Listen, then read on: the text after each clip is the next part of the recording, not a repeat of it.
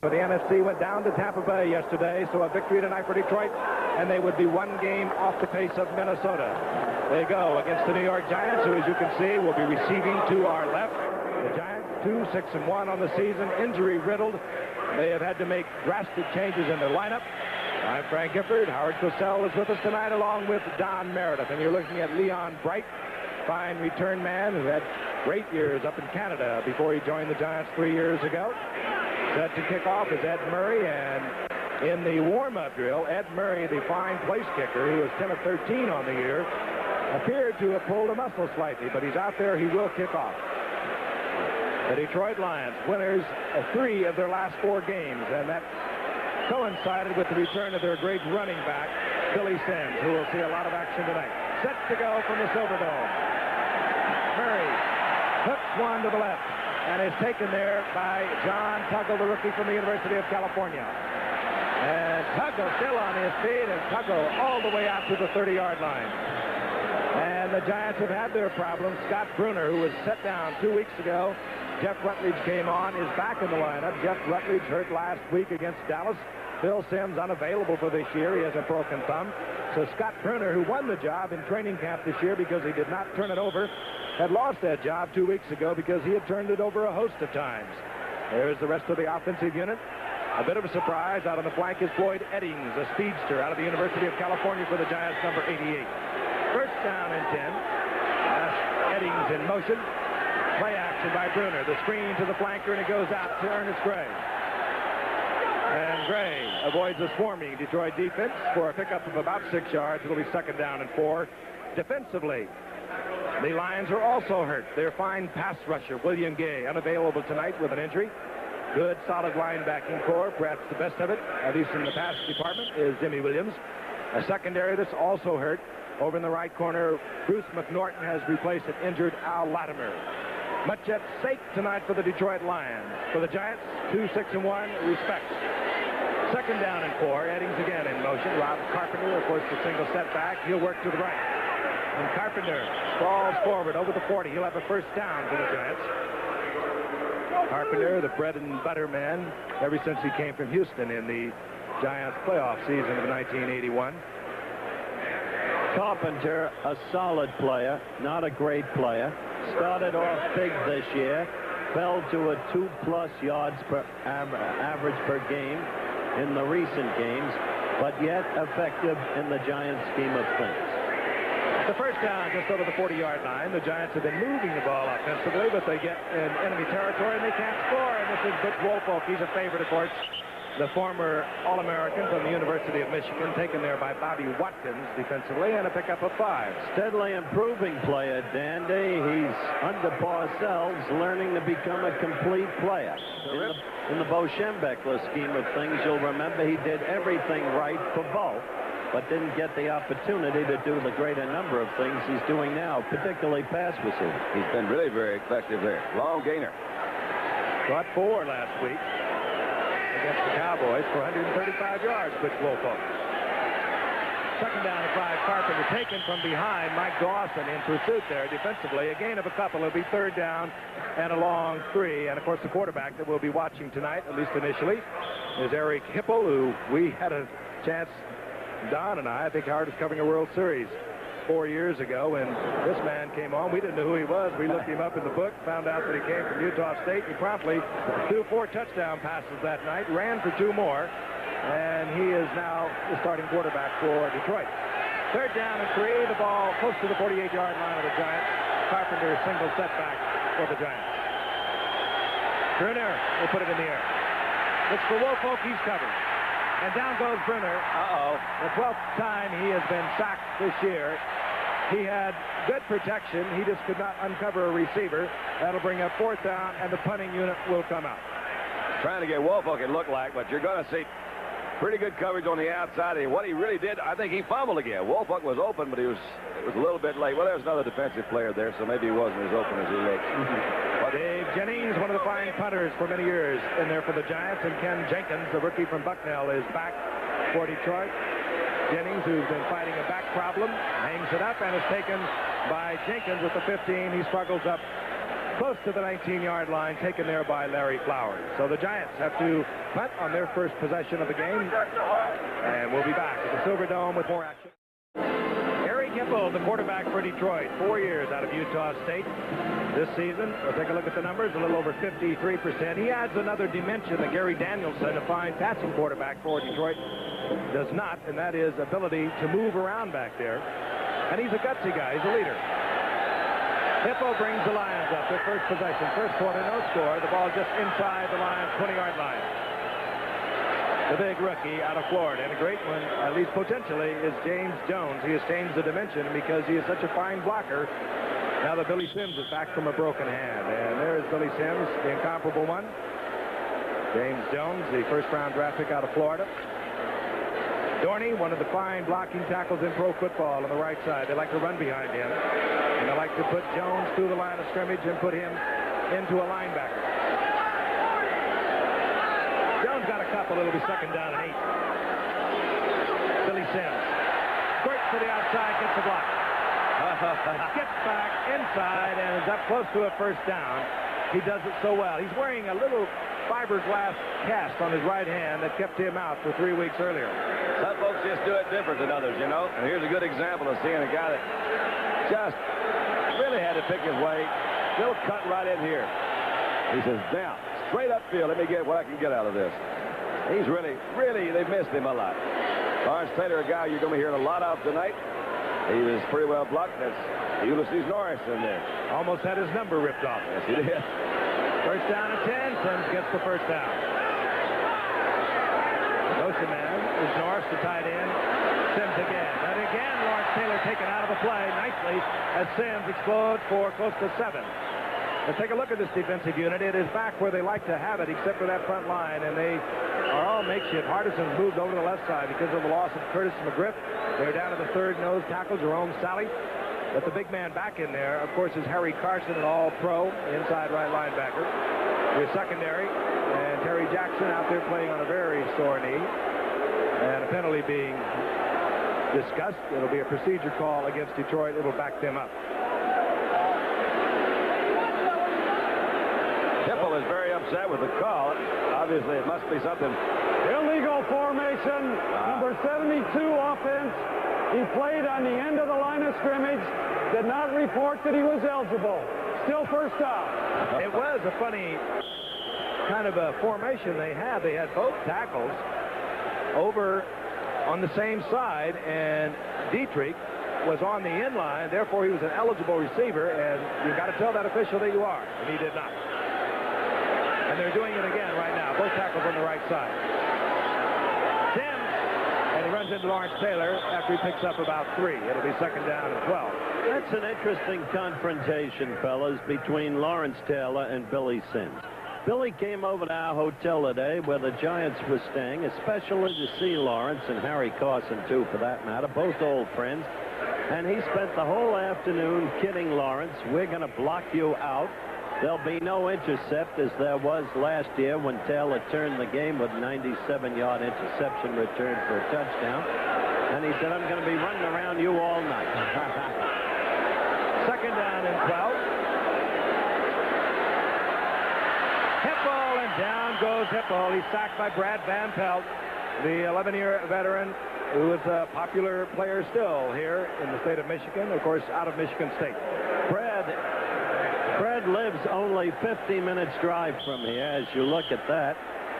Two-time All-American at Michigan State. And he's got the whole Van Pelt clan down here, and there are a lot of them for this game. You know, he doesn't look that much different right now than he did when he played at Michigan. A lot of those pictures look like two different folks. Brad's held up pretty well. He was a rover back, a safety. The Giants tried him there. Didn't work. They tried him at tight end. He's been all-pro as a strong side defensive outside linebacker. Third down and a bundle, and out of the shotgun. Flags are everywhere. Motion over there on the Detroit. Hippo. And Hippo out to the 35-yard line. There was motion, as I'm sure you saw. Harry Carson was there defensively for the Giants against Hippo.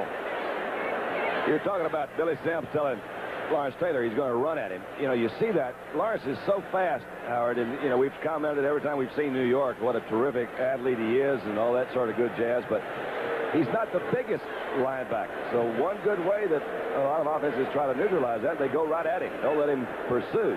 You'd have to fight off big blocks. So maybe that's what illegal motion, number 61, number 81. Offense, decline. Fourth down.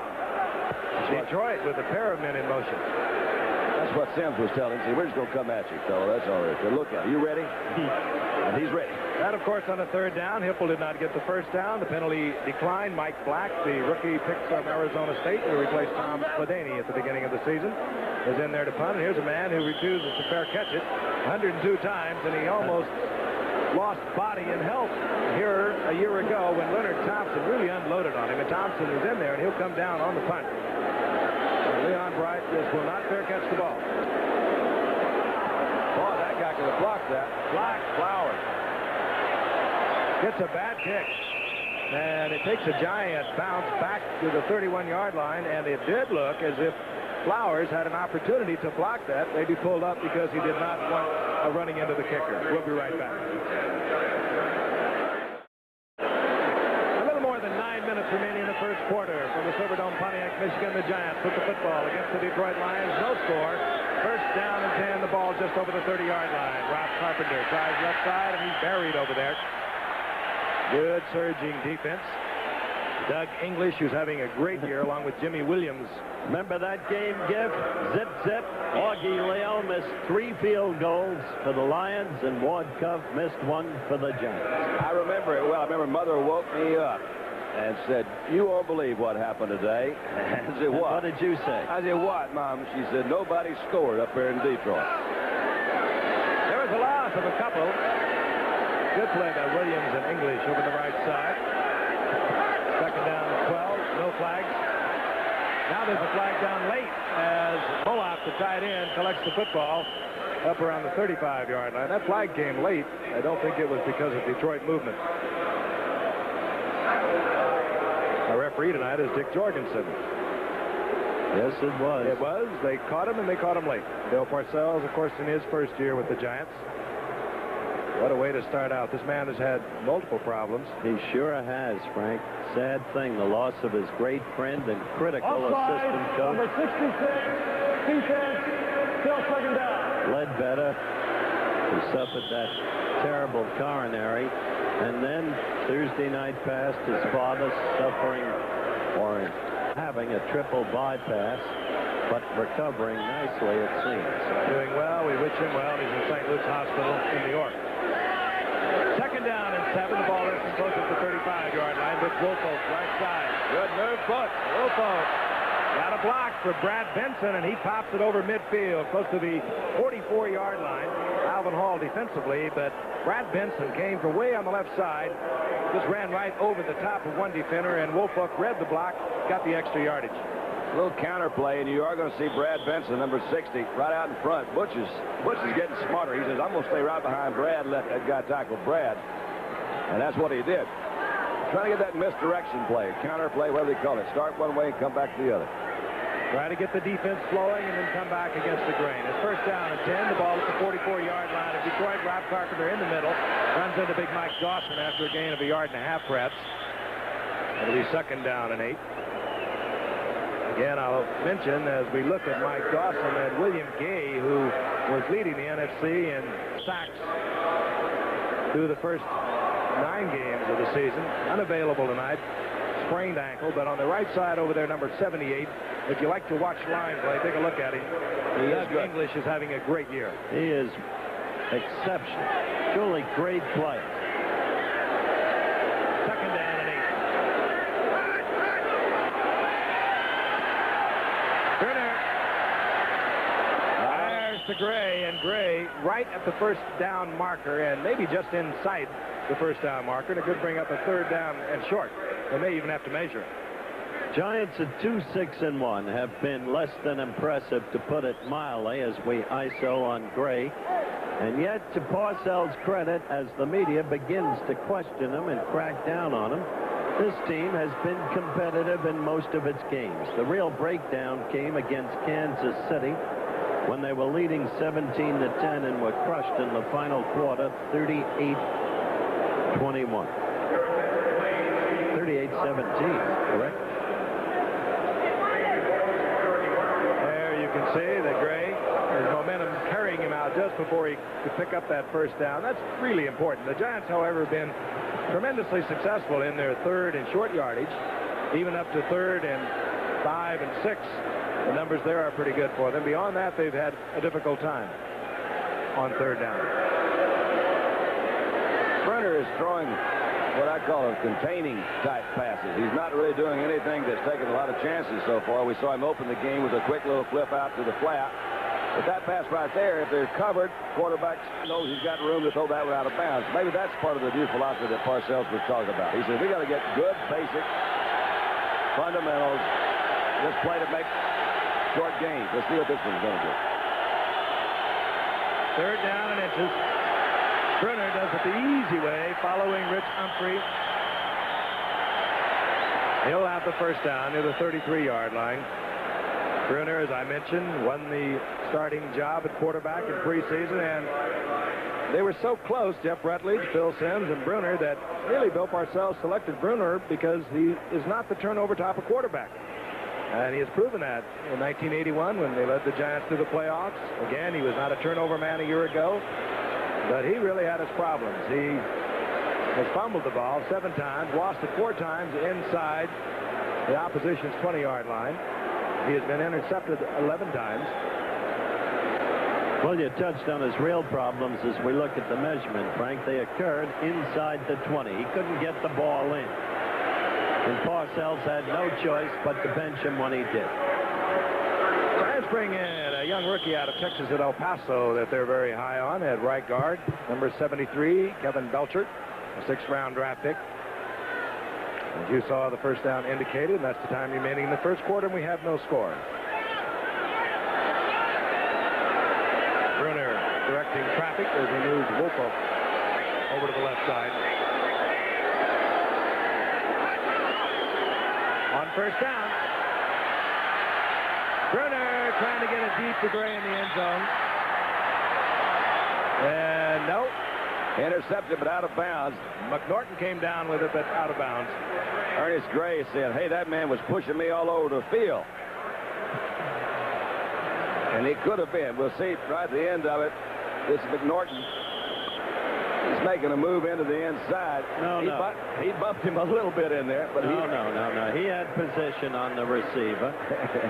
But he did, too. He was playing the football. And he went for it. Exactly. But he just brought it down out of bounds. He's scary, though, because he makes a lot of mistakes out there and depends so much on great speed to recover. He's in there replacing an injured Al Latimer.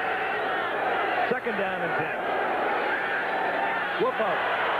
Little delayed draw. Wolfo reads it properly, breaks it back inside, and he turns nothing into something, getting a couple. It'll be third down and 8. Certainly English defensively again. Forgive me, Frank. He certainly is an improving runner. In the beginning, he would run sideways. He would run laterally rather than north and south. Now, you see a different Wolfolk out there. That's done. He's a hard worker, Don. That's what he does so much of, and he's very coachable. Well, it also helps, I think, when you get a guy like Carpenter who comes in, he takes a little pressure off of him and let him run a little bit freer, a little bit easier. Third down 8. Both backs sitting in there looking for blitzing linebackers. If they don't come, they'll move out. Brunner, and he fires a fine shot to Ernest Gray, and Gray has the ball inside the 15-yard line, and this time Brunner had the protection. Gray ran a good route, took it down, made a little move to the inside, broke it out, and Brunner is right on target. And he's got Danny Wagner, who's going to be the defensive back. You'll see how much room he has. Good move. Gray's got some pretty good speed in there. He just turned him around all the way, slid out to the outside, and there he goes. He almost dropped that ball after he got on the ground. Well, he made a good move on Wagner. You notice not only the move to the inside, he even looked back at the quarterback, and that meant that Brunner had to have a lot of production. It's a first down at the 13-yard line. Carpenter texts along. He does that so well inside the 10-yard line. That's the point that Parcells made at the production meeting this morning. That's what Carpenter does best. He says he's got that good quick speed, not great speed, but the quickness in there. And what he call him, like he says, he takes the defense off to one side that has the ability to slash upfield. And he likened him, I guess, to Franco Harris and a couple others, but he doesn't really have the speed of those guys. He got about 4. Second down and 6. The ball inside the 10-yard line of Detroit.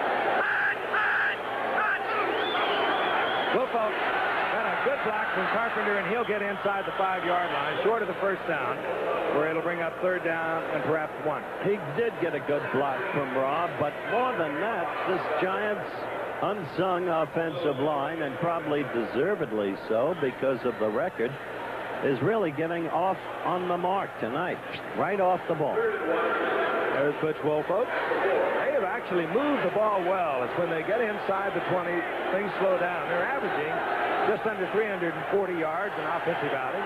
That's right up there in the league standings. But they have a hard time getting it in once they get down here. Third down and 1. The 3 tight ends are in.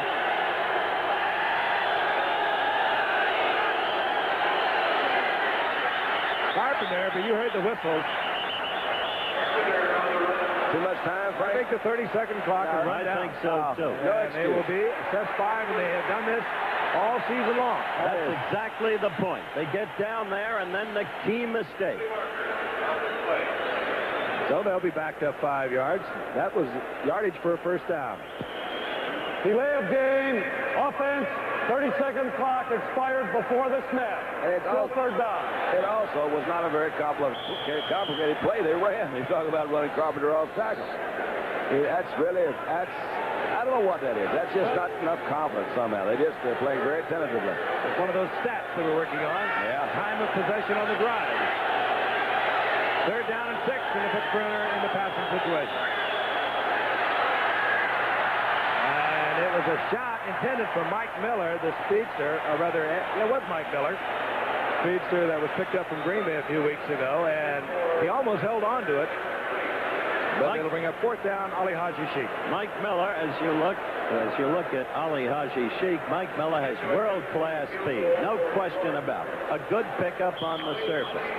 How are his hands? We asked Parcells today. He said average, which he just proved. So we have Ali Haji Sheikh on, 16 of 18 for this year. He's only missed from 45 and 66. And this will be a 27-yard attempt. Sheikh now in the season, 17 of 19, and the Giants break on front, 3-0, with a 27-yard field goal. 3:32 remaining in the first quarter. There they are. There we are. And we are joined by what was estimated to be a crowd of 60,000 plus, and it looks like they have finally filed into the Silver Dome here in Pontiac. About 65,000, I'd say. Sheikh to kick off, and Jenkins and Martin are deep. And this is Robbie Martin. Big opening. That's Ali Haji Sheikh. One of the last defenders, Mark Haynes, had moved over in position. But Robbie Martin, with a fine return of 49 yards, has Detroit in good field position. He really busted through. He's upset because he says, man, I've got the kicker to work on back here, and I fall down. Nice little hole there they had, didn't they? They knocked him out. He says, okay, now then, let's set this up. Whoops. Yeah. Stay with me. Thing to remember is the Giants only got 3 when they should have gotten 7. It's the story of the Giants all season long. Detroit at the 44-yard line. Hippo gets it in to the tight end, Ulysses Norris. By the way, that was the longest kickoff return against the Giants this year. Should have been a lot longer. Yep. It's hard to criticize on balance their special teams play this year. The Sheik puts that ball really high. He hardly ever gets it too far into the end zone, but it's got great hang time on that thing, so they've been able to get down there and cover him. They broke it open that time. Norris got 5. It's second down and 5. The ball inside the 40-yard line. Billy Sims, right side. Spins and cuts back. Hardison was over there defensively for the Giants, along with Brad Van Pelt. Held short of the first down. A gain of, he was stopped really cold at the line of scrimmage. You know, as Bill Courier came up awfully fast with his safety, that turned that thing back in. Those safeties, he really shot up there, turned it back in, and he had some good pursuit on the inside. So now Hippo finds himself in a third down and 5, and this is where the Giants like to bring Taylor. They have Andy Hedden in the lineup now, number 54. Very fine blitzing linebacker. He'll be at the top of your screen, and they like to send him. And the Lions the Giants. The Giants in a blitz. Billy Sims around the right end inside the 5-yard line. That was a call. That was a good call, wasn't it? That was a call. Giants looking for it to come inside, and they were thinking pass all the way. Shot both outside linebackers. They were from the shotgun, and watch Dan Greco. He's waving Billy on. Billy didn't even wait for him. Look at Lawrence look Taylor. at Lawrence with that pursuit. Oh, that's terrific. I thought that was Lawrence. Couldn't see it, but he'll have a lot of fun telling Sims about that. I caught you from behind. Not if the Lions score a touchdown. He won't. He came all the way in from a blitzing position, turned around and pursued him and took him down at the 2-yard line. And Hippo wants timeout. The Lions have called timeout. They have a first down, goal to go. They're at the Giants' 2-yard line, and we have 1:11 remaining in the first quarter.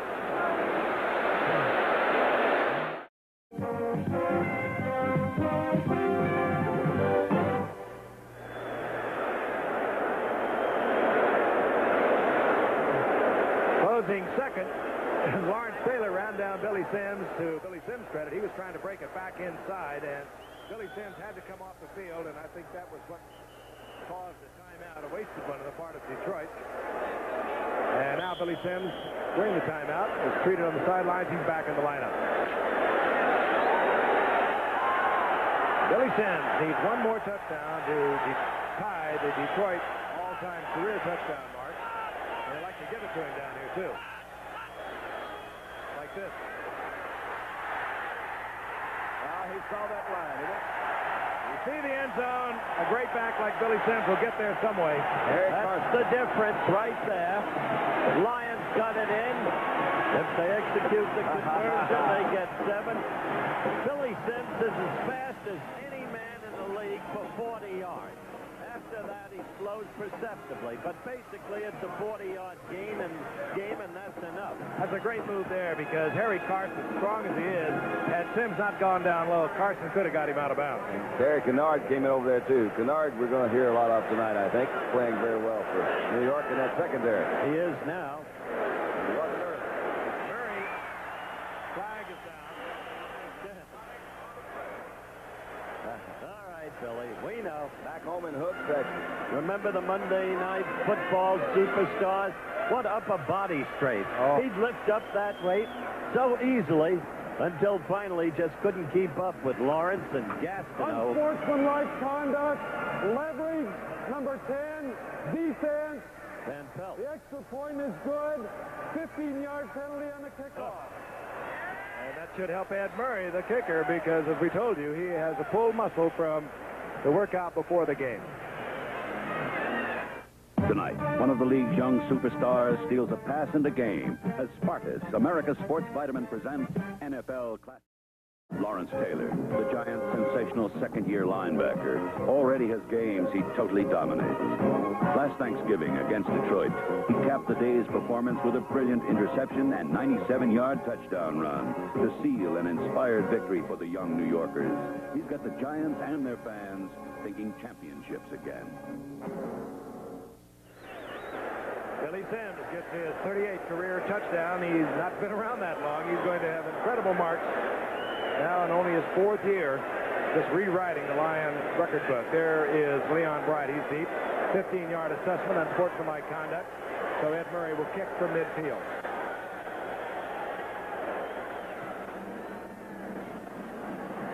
Murray hooks it, and Tuggle has to take it. I guess it was his judgment. That ball was going out of bounds, but he thought Detroit was too close to him, so he took it. It was downright bad judgment. Look at the field position they're in, and Bill can't believe the way these men are making mistakes. Had he let it go, it, in all probability, would have gone out of bounds, and Murray would have been kicking back at the 45 once again. As it is, the Giants will have a 1st and 10 at their own 12-yard line. For the Lions, they are 4 and 5. Minnesota got knocked off yesterday by Tampa Bay. They are 6 and 4. Green Bay's 5 and 5. Detroit, with a win tonight, would be 5 and 5, joining Green Bay 1 game behind Minnesota in the NFC Central. That's what's on the line for them. On 1st and 10, Bruner is back. This is Carpenter. Carpenter ends right into Gary Cobb. Dunn did a good job playing off a block out there. Carpenter appeared not to give him too many moves. That's just kind of brushed shoulders, and we danced on out. A good move by Cobb. And Monty Clark with his Ben Franklin's on. That's a new little cosmetic trick. Great offensive lineman for Cleveland. Played in a couple championship games with Monty Clark. Forged the offensive line of the unbeaten Dolphins, pinwheeled by the likes of Jack Langer and Larry Little and Norm Evans. Carpenter just got 1 yard out of that screen. Wolfoff breaks smartly back inside. Play yardage up close to a first down. He'll be perhaps a half a yard to a yard short. The big man. A few moments ago, you saw his intercept last Thanksgiving Day against this very team and brilliant touchdown run. Extraordinary play on Billy Sims when he caught him from beyond. Great player. But linebackers usually don't score points. He's also back where he belongs with the return of Harry Carson. And he had to struggle, did Lawrence Taylor, while Carson was out for 5 weeks with a knee problem. He's back on the outside where he belongs. You saw that Butch Wolfoff with good heady running got the first down for the Giants out of their 22-yard line.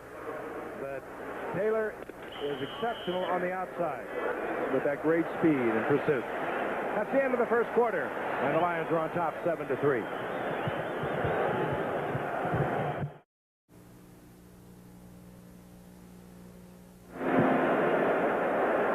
We begin the second quarter. The Silverdome, Pontiac, Michigan, and the Giants have a first and 10. The ball near their own 23-yard line. They're down 7-3.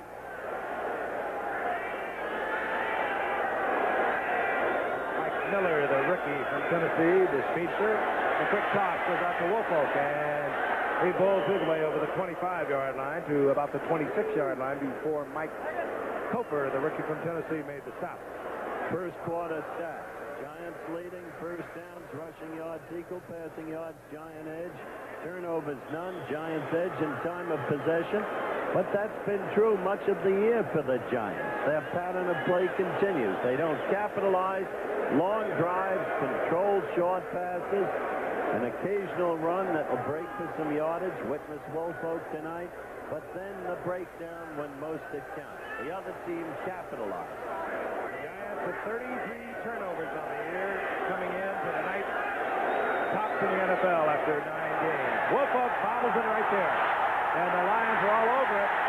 But it was close to being out of bounds. Ken Cincinnati made the hit. Wolfoff fumbled ahead, and the Lions have the football, and they will be deep in Giant territory. The 34th turnover of the season. Alvin Hall, I guess, was the one that came up with it. But, Frank, you're right. The Lions almost kicked that thing out of bounds. We'll see it again. I didn't see who hit him. Because they didn't fall on it and sought to pick it up. What? Oh, man. Benson. There is Gary Cobb jarring the ball loose, and everyone's after it, and it almost gets out of bounds, and the Giants would have retained it for a first down had it gone out of bounds. Such is not the case, and the Lions have field position at the Giants' 36-yard line. Alvin Hall recovered that by default. Nobody wanted it. Norris in motion. The flea flicker. And a man open. It's Mark Nichols, and Nichols will have a Detroit Lions first down. Not badly covered by the Giants, considering it was a rather startling play on first down. Frank, Sandy, I can't remember so many flea flickers as we look at an end zone replay as we've had this year. It started in the opening game, Miami against the Jets, when Shula advised the officials before the game. Remember, if my quarterback's in the shotgun, he becomes an eligible receiver. You know, it's really funny, Dick. I promise you. I think I dreamed this last night. I don't think I ever did that in my life. Look at it. Big opening for James Jones, and Jones gets down close to the 15-yard line for a gain of 4. And there is Alvin Hall, who came up with the football. The Miami University of Ohio. Found him, as Monty Clark told us, in the Gong Show. The Gong Show meaning the workout in the spring for free agent tryouts. They run them down the field, and if they don't look like they're going to survive, they gong them, and they're out of here. But Alvin Hall is now the starting free safety. We've got a second down and 6. Billy Sims. don't believe him. Tim's got away from Brad Van Pelt. It should have been a 2-yard loss. He turns it into a 3-yard pickup. You talk about a super effort. You talk about a talent. Look at this guy. He's almost gymnastics, Don. Well, he really is, Frank. He stumbled a little bit right there, but it's the balance. You know, the only thing you can say about that is just enjoy watching him do it, because there's very few that can do it that way. Nice going, Billy. In the Monday Night Football Superstars, for 40 yards, he was head-to-head with Lofton. And then suddenly, pneumonia after that. 3rd down 4. And the Lions will work from the shotgun. They got another flea flicker plan. If that's a lateral, that'll be a live ball. That was a pass, I think. But Hipple made a No, they're mistake. going to call that a lateral. That could have been taken. They're marking it right there where it went out of bounds, and had the Giants been up there alertly, they could have gone all right the way. now, Terry Kennard, the number 1 draft pick, is the man who is down, the rookie from Clemson. Hipple had a little lapse of memory over there, or he kind of relaxed. That ball didn't. I thought it was a pass, but they call it. Let's look at it again. We'll see what we come up with. Hipple will give it to Jones. He'll try to get it back to Hipple, and I think Hipple forgot he was on the other end of it. I think you're right, Don. One of your basic Sandlot plays. All right, the old Glenn Dobbs jump pass. And that was a lateral, and they will mark it at the 17-yard line, and they are still working on Terry Kennard, who seems to be in intense pain. He is down to being treated the right ankle. Yards of tape being used on Terry Kennard. He got up off the field and ran off the field, so it could not be too severe an injury. And meanwhile, the Lions are confronted with 4th down, and they have brought out Eddie Murray for a 35-yard field goal attempt. Quarterback Hipple is the holder. And no deception here as Murray pops it through the uprights, and the Lions now lead the Giants 10-3. We'll be back at the Silverdome in just a moment.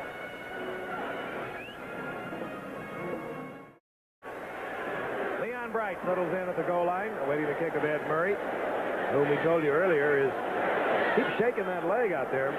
He did have a little bit of a muscle pull in the workout prior to the game. And he practically skulled one the last time he kicked off. This one he puts up high, reasonably short. We'll watch John Tuggle. And Tuggle returns Murray's short kick to the 30-yard line, with the Giants down now 10-3. Will trot their offensive unit out. Murray is limping off. I didn't know that, Frank. He kicked the tee that time more than he kicked the ball. That's why it didn't go very far. I think what Brad Van Pelt was discussing on the sideline was that the Lions have on several occasions now come out with both tackles on the same side. In other words, an unbalanced line. We better discuss how to get a handle on Billy Sims. 1st down at 10, 30-yard line of the Giants. Giants again will pass on 1st down. By time, Eddings is there, and he does not hold on. Oh, Eddings. He was open for a long time coming across the middle. He had attracted a crowd, too, in Bruce McNorton and Alvin Hall. And he got that ball to him about this time, right in here. Now, there's not any defensive people around. But the ball doesn't get there until about 5 steps later. But that's still right over the outstretched arm. Now, you got to catch that ball. Yeah, he should have had it. You got to catch that. But you're right, the ball should have been thrown earlier. Teddy was the little linebacker, had a pretty good drop there. 2nd down and 10.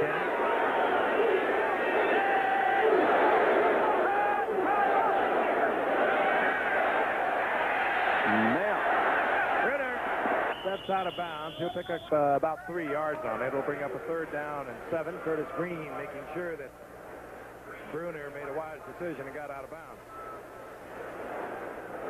I tell you, they have had a hospital ward since the start of the season, in fairness to them. They're overbuilt up in the preseason. Many media people in New York, I mean many, picked the Giants to be in the Super Bowl. Well, that's not over. That puts a needless pressure on them, too. Some of them actually believed it. That hurts, too. 3rd down and 7. Batted away and almost caught. And now they're saying no, incomplete. It'll bring up 4th down. And out comes the punting unit once again. Had that been caught for the intercept, that could have blown this game open early.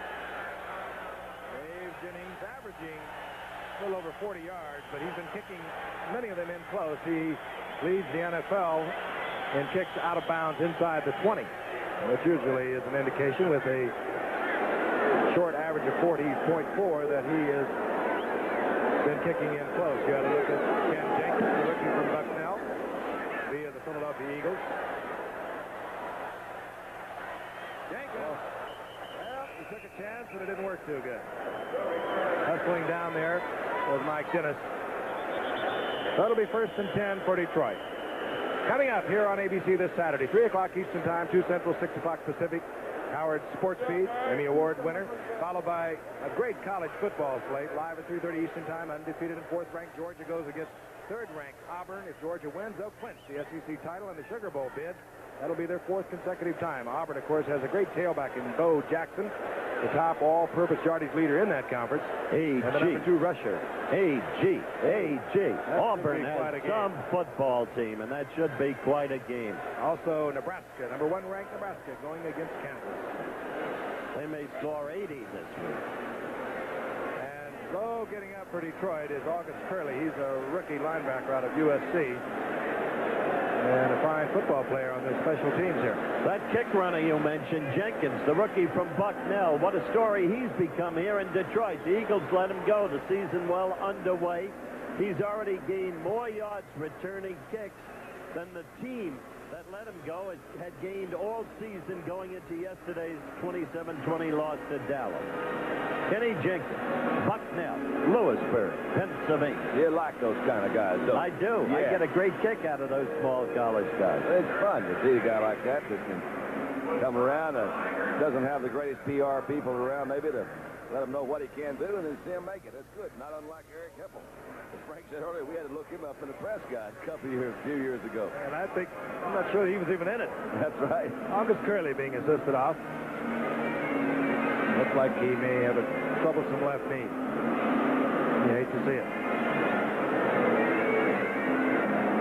So Detroit, 11-18 remaining in the first half, out on top of the Giants 10-3. Well, we have the opportunity, Frank. Harry Carson came over to me today and said, would you please tell Doug Coder and the family that we're all still with him and we love him. 21-yard line, first down and 10 Detroit. Reese McCall in motion and Billy Sims looking for yardage up the middle. That was funny. He tried to spin back inside, lost his footing, down he went. Still getting a couple of yards out of it. Give him 3. It'll be 2nd and 7. That Carson is a tremendous fellow. You know that, Frank? He was amazing last week. He'd been out of action, had arthroscopic surgery on the knee, had worked out 2 days, came in against Dallas and had 19 individual tackles. Big number 53, Carson of the Giants. 2nd and 7, the blitz is on. Taylor trying to get to Hippo and going underneath to James Jones, the rookie out of Florida. He fumbles the football and there's a mad scramble. I think the ball was They've dead. got it. And Detroit says, we have it. Ball was real dead. And it was a proper call. And that will be first down yardage. Picked him up pretty good. You see Billy coming out under, trying to get across. Got James over this side. James may go. You know what? That wasn't a fumble. I thought the old thing about if it hits the ground, it can't cause a fumble, but I believe he fumbled before he hit the ground. Seemed that way in the replay, I must confess. Ruled a first down pickup for Detroit. They have it at their own 33-yard line. This is Jones again, and the big rookie crawls forward for about 4 yards, but a flag is down. And usually when you get the flag where this one is situated, you're going to get this call, which is holding. James Jones has really changed their whole thinking for Monty Clark and his offensive unit. That's Ted Marchibroda with him. But they can use this big man in many ways because he played with a pro-type offense down at the University of Florida. As a matter of fact, he had 68 receptions as a collegian, not to mention having great rushing years. Holding, number 52, offense, still first down. And while James, as Monty Clark pointed out, doesn't have the greatest foot speed in the world, He raved about his vision, his awareness, the ability to see everything on the field seemingly at the same time. I think it's going to be a great start. And he goes 228 pounds. Mott, the rookie center from Alabama, was holding for Detroit. First down at 20. Hippo pops it up, and Detroit is right there. He was Brad Van Pelt pulled it out of the arms, and it was quickly covered by the offensive right guard. That's Don Greco. Very alert play by Greco because that ball hit the ground. He was on it. And Hipple was just lucky. That's August Curley. They are looking at that right knee. He does have a brace on it already. And now a Giant is shaken up. And Jerome Sally now, he is the third nose tackle the Giants have had in action. As we look at Hipple and watch Brad Van Pelt stick the arm in there, knock it out. And Greco was right there. But now the Giants, with Sally going to the bench, they lost Bill Neal the first game of the season. Jim Bird has gone on the injured reserve. He was the backup nose tackle. Now they're with Charles Cook. They just picked him up this last week. He was cut by the Jets. He was cut by the Giants earlier. He's there at nose tackle. Second down and a bundle for Hipple. Flag is down. Hipple gets the ball to Billy Sims. There'll be some more flags down because they got linemen down the field. And Sims works his way back across the field, but you're right, Don. Flags went down. Hipple ran around. Lineman went downfield. He threw the ball, and we're going to have a combination, which is usually what gets all the officials together. Holding against the Giants. Illegal receiver downfield. We'll do the whole thing over. Holding, number 10, defense, ineligible downfield on the pass. Number 52, offense, penalties offset, still second down. Steve Mott, the center for Detroit, was trying to get down there and get open, I guess. Well, that was a delayed screen out there. You're supposed to time, they work on it. Time now, 1, 2, 3, whatever it is. That's an amazing little statistic right there. Giants penalties and Detroit, the two most penalized teams. Well, you have to lead in something. Mm-hmm. Leaders are lonely, Frank. That's all right. Second down and 24. Billy Sims. Nice conservative call. Let's get it out there where we can maneuver a little more freely, and Billy Sims collects about 12 yards, and it will put the Lions in a third down and 12.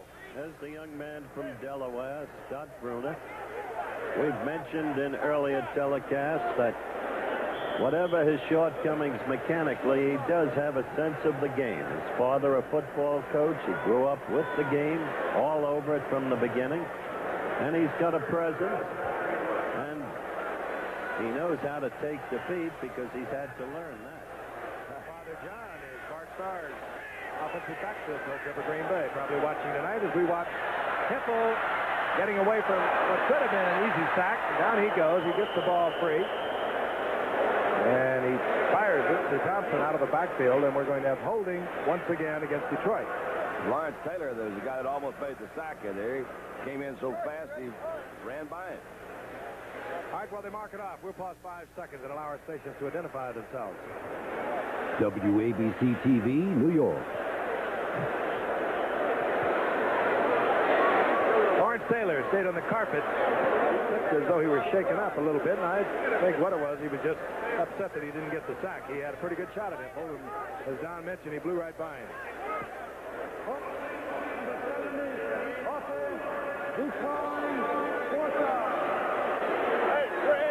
Lions will have to punt. The Lions, as I mentioned earlier, have won 3 of their last 4. They blew the Bears away last week in what the Bears were characterizing as a grudge game. And Billy Sims came in with his best game of the season, 91 yards.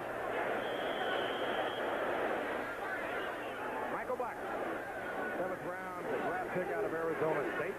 Leon Bright is deep for the Giants at the 15-yard line. Oh, Black has hung one up there beautifully. Leon Bright, still no fair catch.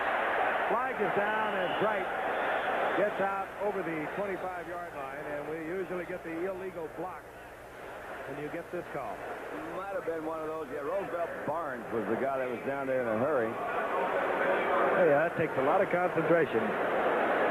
Barnes was coming right into Leon Bright. He stayed with the ball all the way. Same call. We've grown accustomed to that pace. Officials now dominating these games. Like breathing out and breathing in. That's a bad scene. Well, they ought to learn the rules. The players, I mean. Illegal uses of hands, number 24, receiving team on the run back. First down. The Giants will start deep in their own territory at the 8-yard line. 8 minutes remaining in the first half. Well, they got a point.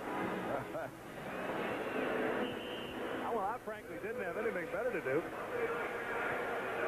We got a pretty good football game. Giants were down there earlier, in case you weren't with us. They had what appeared to be a first down goal to go. They had got a 5-yard penalty in. They had to settle for a field goal, and they trailed by 7 points.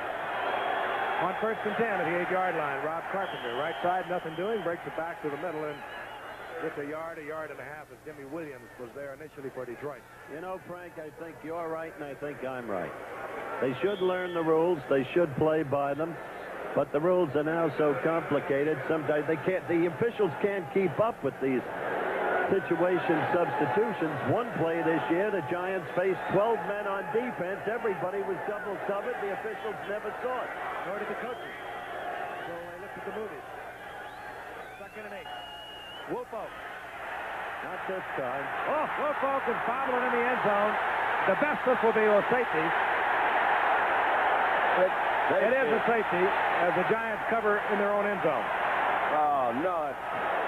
Second fumble of the night for Woolfolk, who perhaps maybe trying just a little extra hard as Rich Humphrey saved the touchdown by covering for the Giants. This was a play that we've seen them run successfully to the right side twice tonight. They came back, tried to go to the left side, clogged up a little bit more. Just one of those mistakes. You know, Shake, you can't. What are you going to say? That's just effort. He's trying hard. Yeah. He's going to lose it. Can't afford to lose it. That was Doug English that knocked it out of his hand. He just carried it a little bit loose. Follow it right there. That's instead trying to pick that thing up. Humphrey covers it. That brings about the safety. 2 points for Detroit. And the Giants will kick from their own 20. We'll be back in a moment.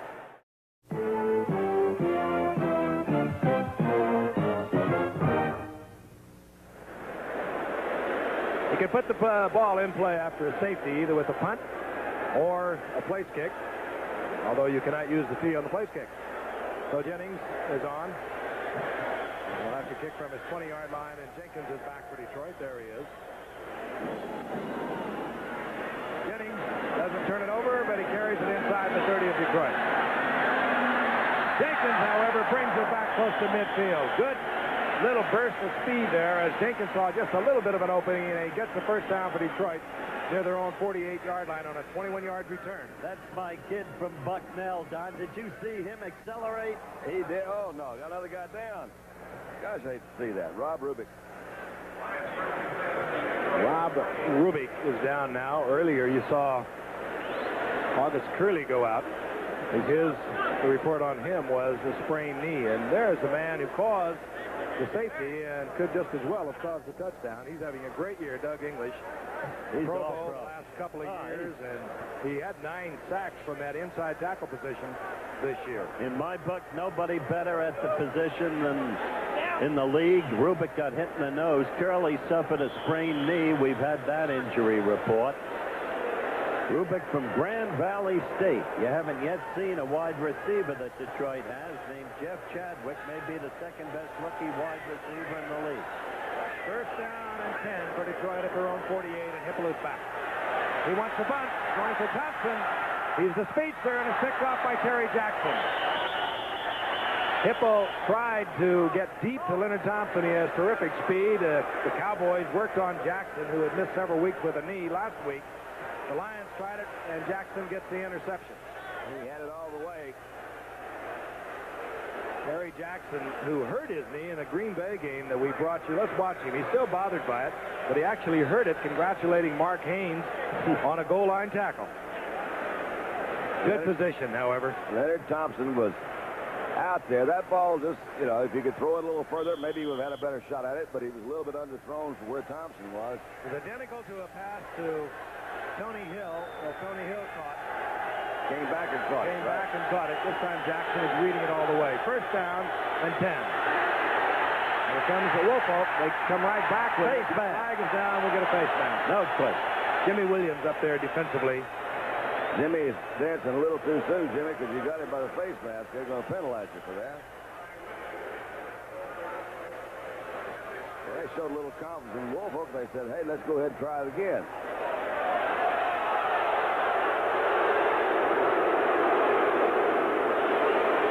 Like this.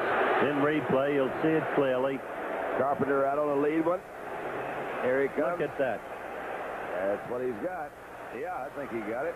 He kind of slipped his hand off there after he realized what he had, but it was a little too late. Not a flagrant call, so it'll be 5 yards, but an automatic first. There you go, Terry. So he congratulated Mark Haynes. That was a great one-on-one tackle. Although, I must say, the man running the ball at the time, Lewis, could have gotten in that defeat of Green Bay. Remember, what a strange way to be hurt, congratulating your own teammate. I don't understand this. They haven't used the first time markers. Carpenter up over the 15 to the 17-yard line. Alvin Hall defensively there for Detroit. what a strange way to get hurt, you said. The Giants get hurt in the strangest ways. Martin's out. McGriff is out. Neal is out. And no man was ever hit in sustaining the injury. You realize that? I couldn't believe that. Bill. And Sims was hurt on a freak, too.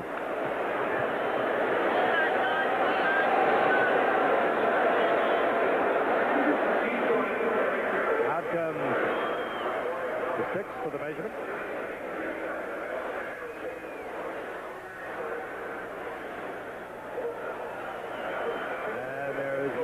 Work on the sideline. Detroit dancing around out there tonight. They're doing it defensively, too. They're shuffling personnel without William Gay in there. They are using a lot of Mike Dawson. Mike Fanning has been working on that defensive line. As an example of the 3-man hurt without being hit, take the defensive end Martin, a great pass, the designated pass rusher. Very effective at his position. Suffered a herniated disc when he went into a new stand. That's the problem he's had. He's not even here tonight. And he has really got himself a problem with his back. We're talking about the Giants' fine defensive end, George Martin. Second down, you saw how much.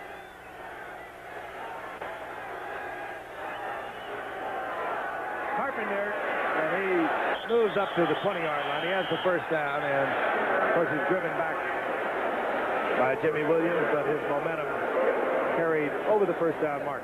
Do you ever get hurt by a change of stance, Tom? No, I tried it. If I ever found a good one, I just stayed with it. I stayed in one stance for about 9 years. Hut two.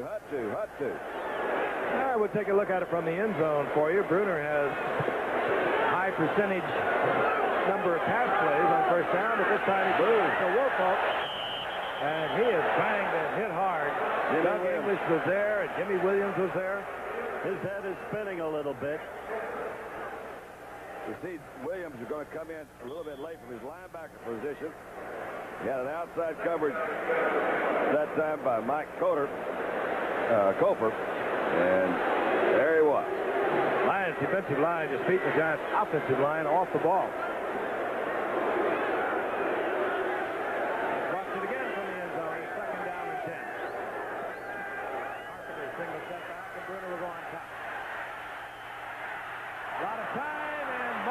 Tight end is wide open.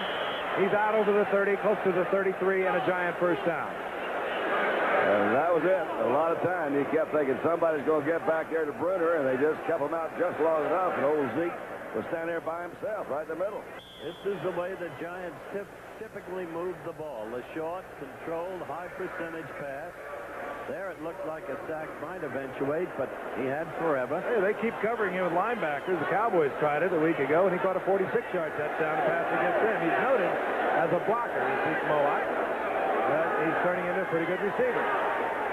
Eddings has yardage close to a first down, about a foot short, stopping the clock with 4:38 remaining in the first half. It'll be second down, short yardage. A waist down if Parcells would like to consider that. The Giants trailing now, 12-2. What the Giants are trying to do is develop speed receivers. They now have 3 who can run. How well they catch may be another thing. That's the problem.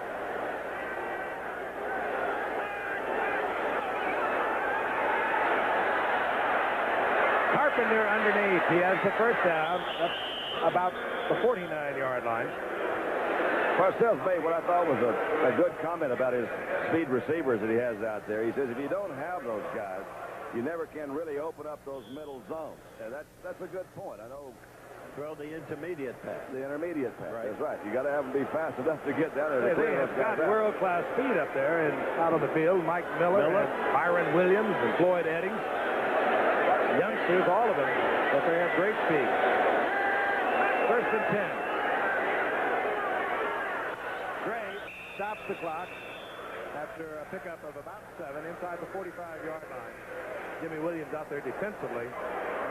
I've always felt you throw that pass, you've got until they stop it. And I don't mean stop it with an interception. You get up there as a quarterback, you can look at that defensive cornerback. If one side or the other, if they're playing man-to-man, run both those guys a little 5-yard flare out, 6-yard flare out. If you've got good receivers, they've got some speed, they can break that thing for a long way. Bruner is 8 out of 12 for 69 yards. This is typical controlled Giant drive. Carpenter trying to get 2 for the first down. He'll be very close to it. Doug English coming in there underneath for Detroit, but Carpenter very close to the first down. The Giants have 3 timeouts as we are inside 4 minutes. Have you ever noticed, Frank, you keep possession of the ball this long, keep going this way with these high percentage but short yardage plays, sooner or later, on balance, a team makes a key mistake. But if you don't do it that way, they're going to try to make maybe a bigger play than they can make, and that's where they've been making turnovers too. So sooner or later, they're just not as good as they want to be. They've got to get some better players. That's all there is to it. You deduce that. How do you figure that out? That's not color. That's philosophy. That's it. Bruner got a first down earlier with the quarterback sneak, and he'll have another one.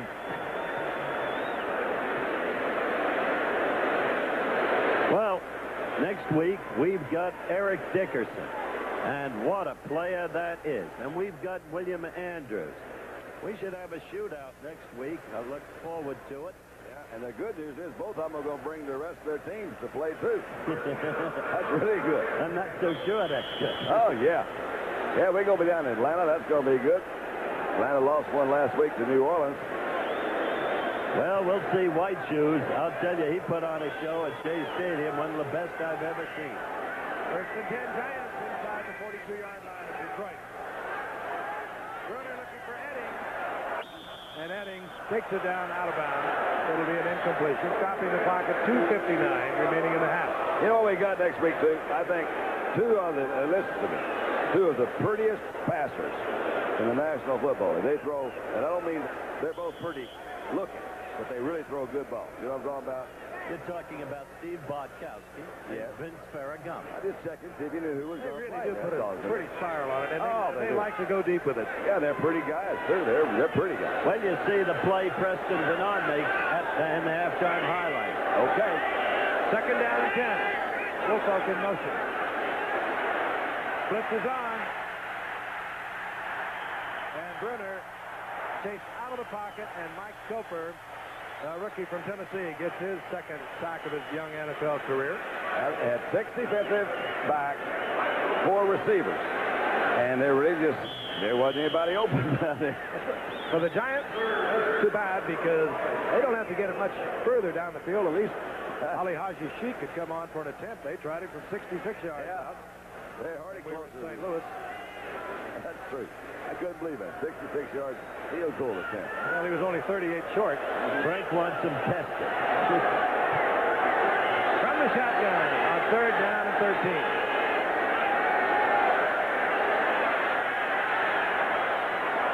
And this is Mike Miller, the rookie from Tennessee, picked up from the Green Bay Packers a little earlier in the season. He was a Packer 4th-round draft pick, and that will bring up 4th down. And we are waiting to see if we will get Sheik or Dave Jennings. And it's going to be Ali Haji Sheik, and it's going to be a longie. Come on, Ali.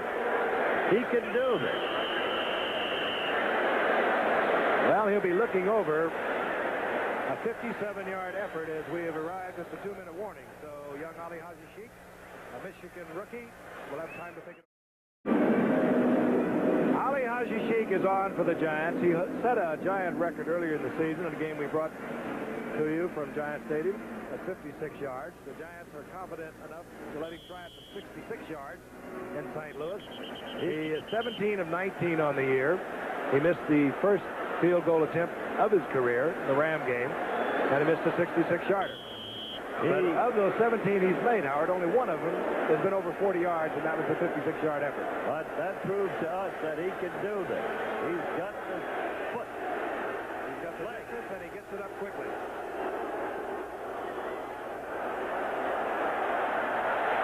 He has a new Giant record. 56 yards 5 weeks ago, 57 yards a moment ago. He is 18 of 20 on the year. We first saw him in the Pittsburgh preseason game, and we were amazed at the distance the young man can get and how high he gets it. How quickly he gets the ball up. This is the best 9th-round draft choice almost within memory.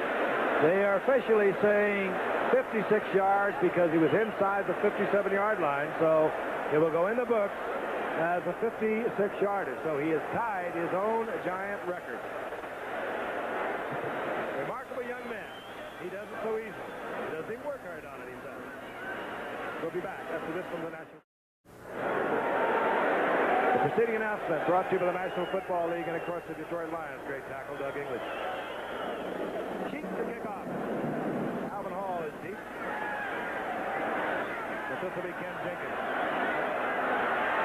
And Jenkins almost got another big opening, but the Giants corral him at the 25. He falls to the 26, where we have 1:49 remaining in the first half. And Detroit, because of a timeout they used earlier to rest Billy Sims, they have 2 timeouts. Going back to Sheik's kick, Frank, he had to have been helped to some degree, which takes nothing away from the man's remarkable kicking ability by the fact that it occurred here in the Silverdome. By the way, it's the longest kick ever executed here, but no wind factor at all. Bruner would have moved it back about 6 inches. It would have been a new Giant record. Sheik having, of course, kicked that 56-yarder against Green Bay. The Lions now lead 12-6. And they are looking for more points. They'll come from the shotgun. Quick shot out to Billy Sims. He looks for yardage. Decides he'd rather stop the clock at 1:43. Steps out of bounds after a pickup of 4. It'll be 2nd down and 6. One happy fella. He's easy, too. He's easy to deal with. Some kickers aren't. But he makes no big deal out of it. He doesn't even... So many of them are so exact. He just likes to have Bruner plop it down, and he just kicks away. Does not look unlike Chet 40 many years ago. Many years ago. 2nd down and 6. Again from the shotgun. Again, good protection. And that's the youngster we were talking about earlier. That's the free agent out of Grand Valley State, Jeff Chadwick. That was his 19th reception on the year, and he's averaging over 15 yards a try. 2-minute drill for Detroit. Again from the shotgun. Triple again with the time, and he fires a shot, and it's complete to Billy Sims, who's short of the 1st down inside the Giants' 45-yard line.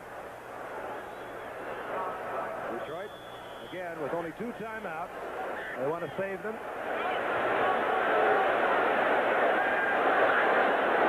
This will be a pass, looking for the completion. Or to stop the clock. Now they'll probably have to use one. As, again, it is Chadwick. And Hippo calls timeout Detroit has a first down and 10. They're at the Giants' 37-yard line. 53 seconds remain in the half.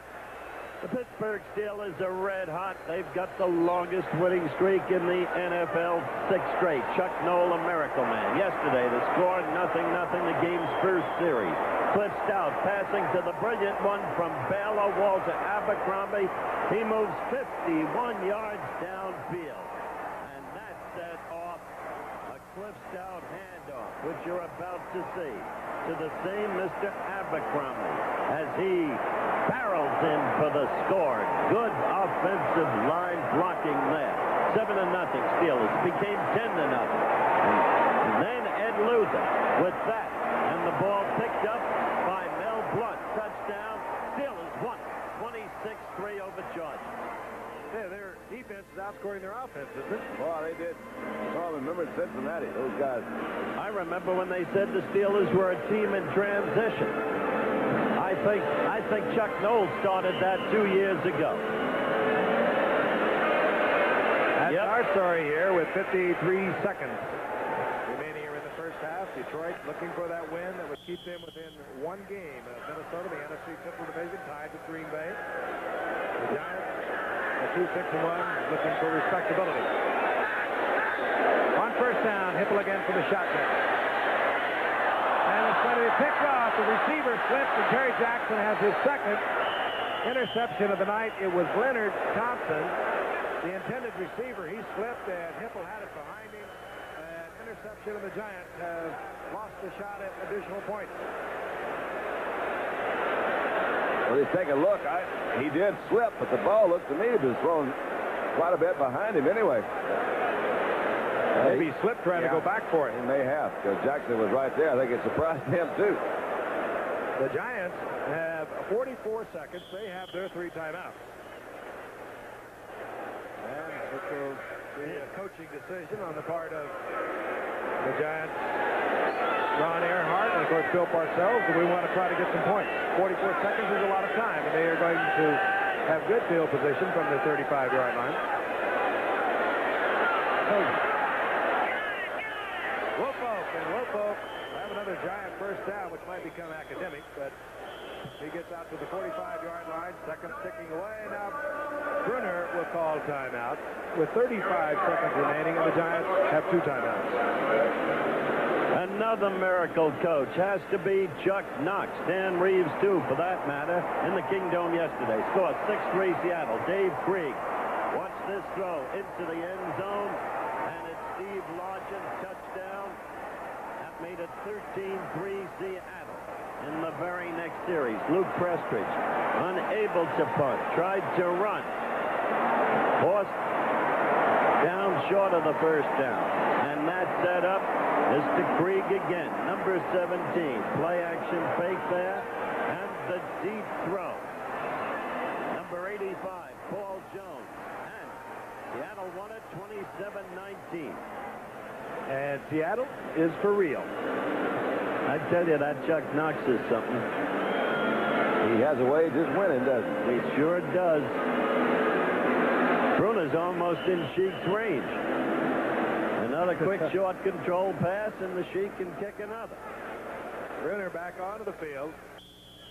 You know Frank once held the Cotton Bowl record for field goal kicking, 54-yarder.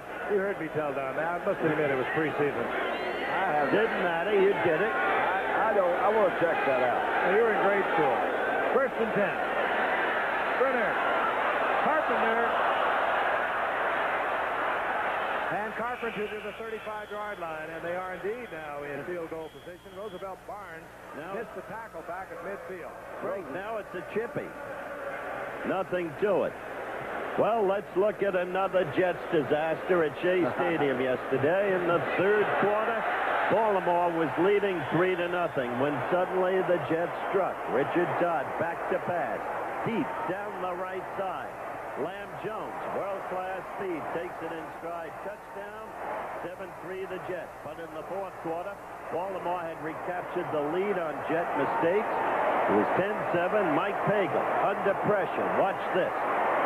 You will see 73 Klecko, and there's Klecko, and 99 Gastineau. Pagel runs right, looking downfield. throws a waffle ball in the air. Look at it. And Bobby Jackson delivers it on a tip to Curtis Dickey, and the Colts won 17-14.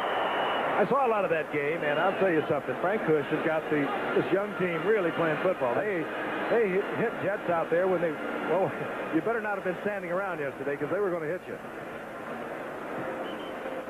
And back to the live action Silverdome. 26 seconds remain on the halftime clock, and the Giants have one timeout remaining. Carpenter has taken it to the 35-yard line for 1st and 10, and Bruner back into the huddle. The whole story, Frank. 2 words. Frank Kush. Done a remarkable job thus far. Lions leading the Giants 12-6. Giants down to their final timeout.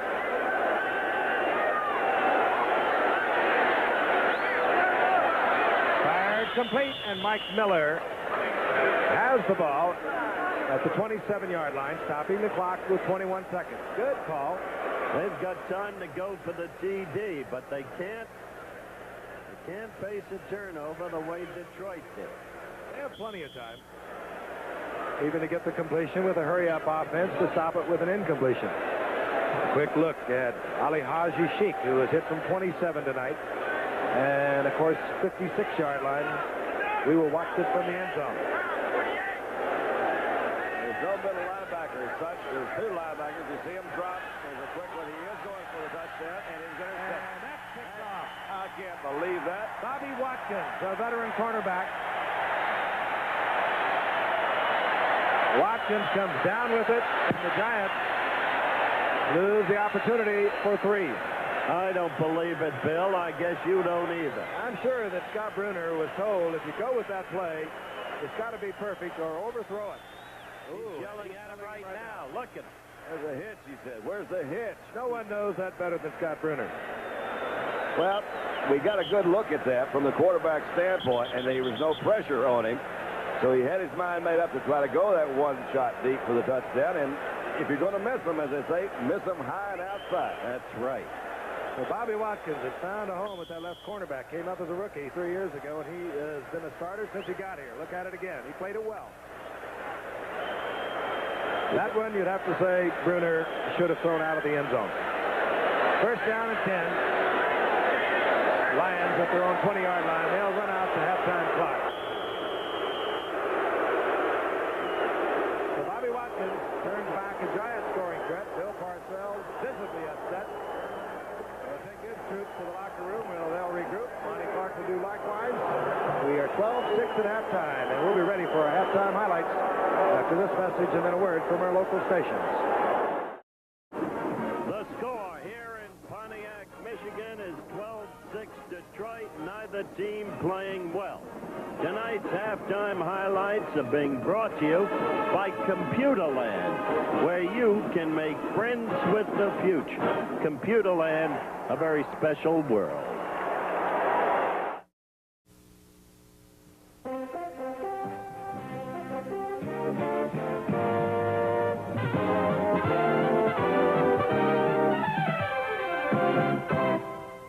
Arrowhead Stadium, Kansas City. The Raiders visit the Chiefs.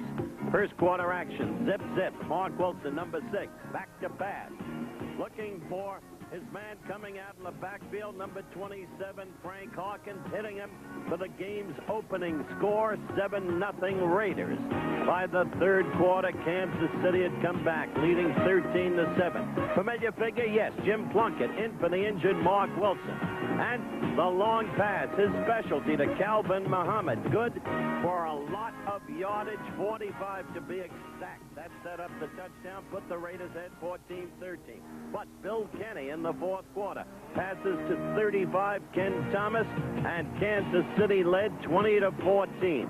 On the very next series, Plunkett striking again, passes to the UCLA rookie Dokie Williams, 85, 21-20. Raiders led. They won it 28-20.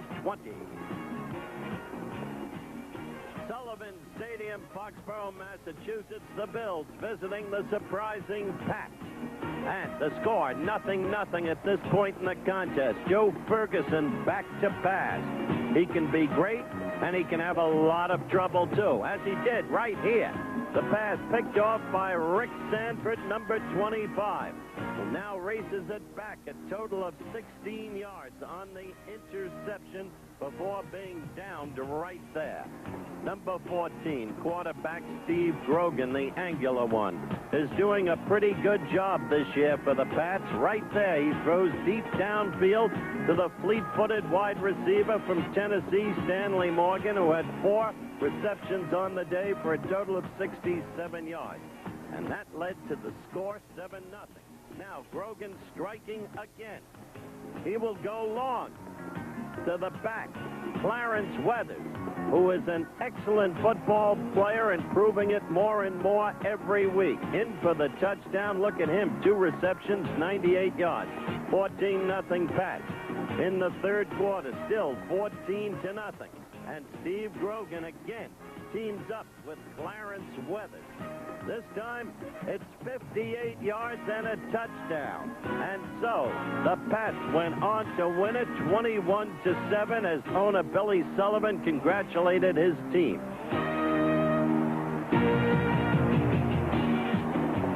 The Hubert H. Humphrey Metrodome in Minneapolis, the winless Tampa Bay Bucks against the Vikes. But this man had himself some day. 31 rushes, 219 yards, 1 touchdown. Second quarter action, 7-0 Minnesota.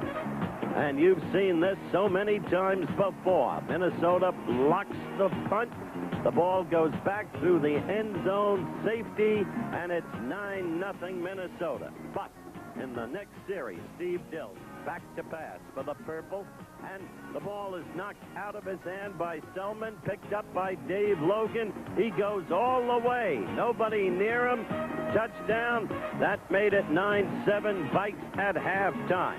In the third quarter, with the score still 9-7 Vikes. Jack Thompson handing off right there to Mr. Wilder. Now watch him go right through that slight open space. He can turn it on, as he does right there, down the sideline, all the way. Touchdown, 75 yards, longest run in Tampa Bay history, and the Bucks won it 17-12. The Louisiana Superdome, New Orleans, the Falcons against the Saints. Second quarter, 10-0 Falcons, 2 minutes left in the half. Bartkowski back to throw. But not this time. The ball intercepted by 25, Johnny Poe, and that set up the Saints' first score. It became 10-7 Atlanta in the third quarter. 10-7 Atlanta. Dave Wilson handing off to 46, Hokie Gajan, who goes in for the score right up the middle, 9 yards, 14-10 Saints, fourth quarter.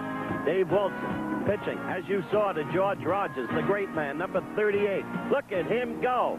65 yards to the Atlanta 13-yard line.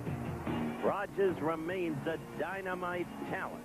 And that set up Dave Wilson's pass to a free agent out of Florida, number 89, Tyrone Young. Touchdown, 2010 Saints. The conversion attempt failed. In the Saints' very next series, they rolled again.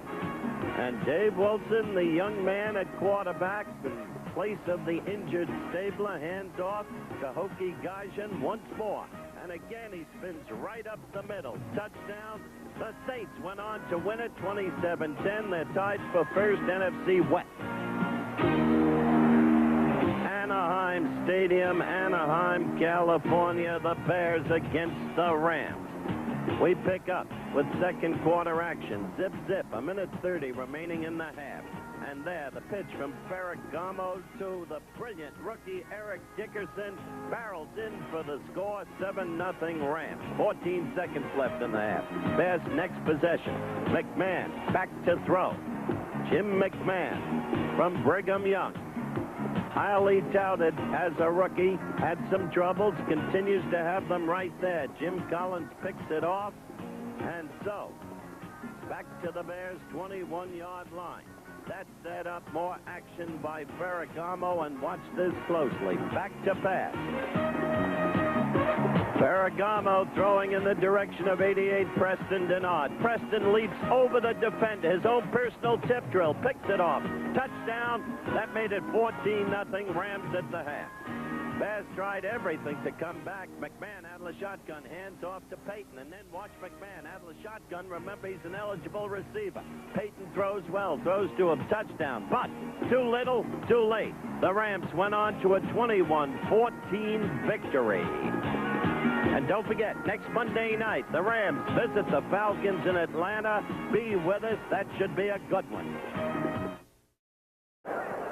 Halftime winding down here at the Superdome in Pontiac, Michigan. Detroit over New York, 12-6. Reminder here on ABC, Saturday sports coming your way. We'll kick off our day with ABC Sports Beat. Howard takes a long look at a troubling problem. 3 NBA coaches having heart problems. Hubie Brown of the Knicks, Chuck Daly of the Detroit Pistons, and Scott Robinson. He's an assistant in Indiana. Interesting look at those coaches. And, of course, college football coming your way. That'll be live at 3:30 Eastern Time. 2 top-ranked teams, undefeated. 4th-ranked Georgia goes against 3rd-ranked Auburn. And for Georgia, if they win, they'll clinch the SEC title and a Sugar Bowl bid. That'll be their 4th consecutive Sugar Bowl bid. Auburn is, of course, led by a great tailback, Bo Jackson, the top all-purpose yardage leader in the conference and the 2nd leading rusher. And this could be one of the most significant games of the year, or you'll also have an opportunity to see Nebraska, #1 ranked, against Kansas. College football at Sports Beat here Saturday on ABC, and we'll be back with second half action in the Silverdome at Pontiac in just a moment. This ABC Sports Exclusive is being brought to you by Anheuser-Busch St. Louis, brewers of Michelob. Some things speak for themselves. By Buick, for comfort, reliability, innovation, and a real commitment to quality. See the 84 Buicks now. By New Gillette Foamy Gel.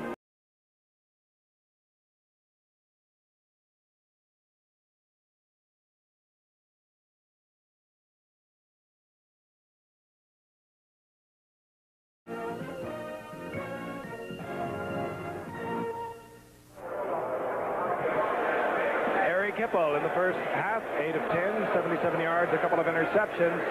The Detroit Lions, however, out over the Giants 12-6 as we get the second half underway. Aliassi keeps the kickoff. Jenkins is deep. And this will be Robbie Martin, however. And Robbie Martin out to the 23-yard line. And Hippo leads the offensive unit out onto the field, coming off a big game last week against the Bears. The Lions, winners of 3 of their last 4, beat the Bears last week 38-17. Hippo was 12 of 19 a week ago.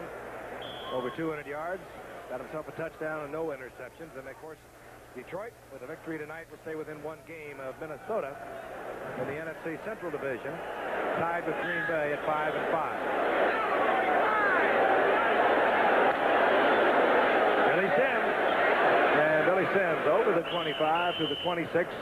Gain of 4. It'll be second down and 6. Let's take a look at the numbers. Well, from the first half.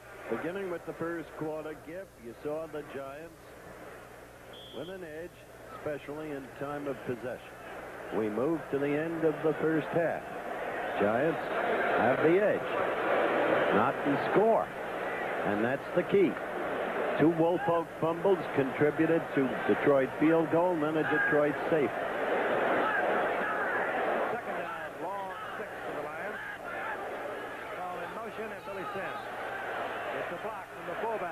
And Sims tripped up, falls to close to the 30-yard line, short of the first down. A flag is down at the line of scrimmage. Offsides. Giants will be offside. Billy Sims moves over to the sideline. You know, you're talking about these teams being the 2 most penalized teams in the National Football League. Number 56, defense, still second down. I wonder how many of those penalties would be what you would classify as mental errors, which I call offsides a mental error. That's just not paying attention, right? Right. Be a lot of them, I would guess. Procedures. We saw the Giants run out the clock, get a delay a game when they had a first down goal to go inside the 5-yard line. They had to settle for 3 points. That was inexcusable. That was the worst.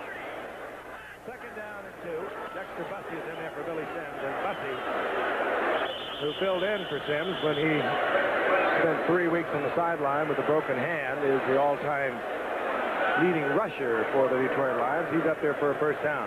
They need like 26 yards or something, Frank. I read something in the paper about Dexter's from the Dallas area, and he says, boy, I hope I can get another 26 yards or whatever he needs. That's what he needed. Yeah. To go over 5,000 yards. It's hard to believe with those great teams in the early 50s that nobody gained over 5,000 yards. You think of Hunchy Hornsmeyer, Doak Walker, and, of course, the great receiving combination of Bobby Lane and Troy Fox in those championship years.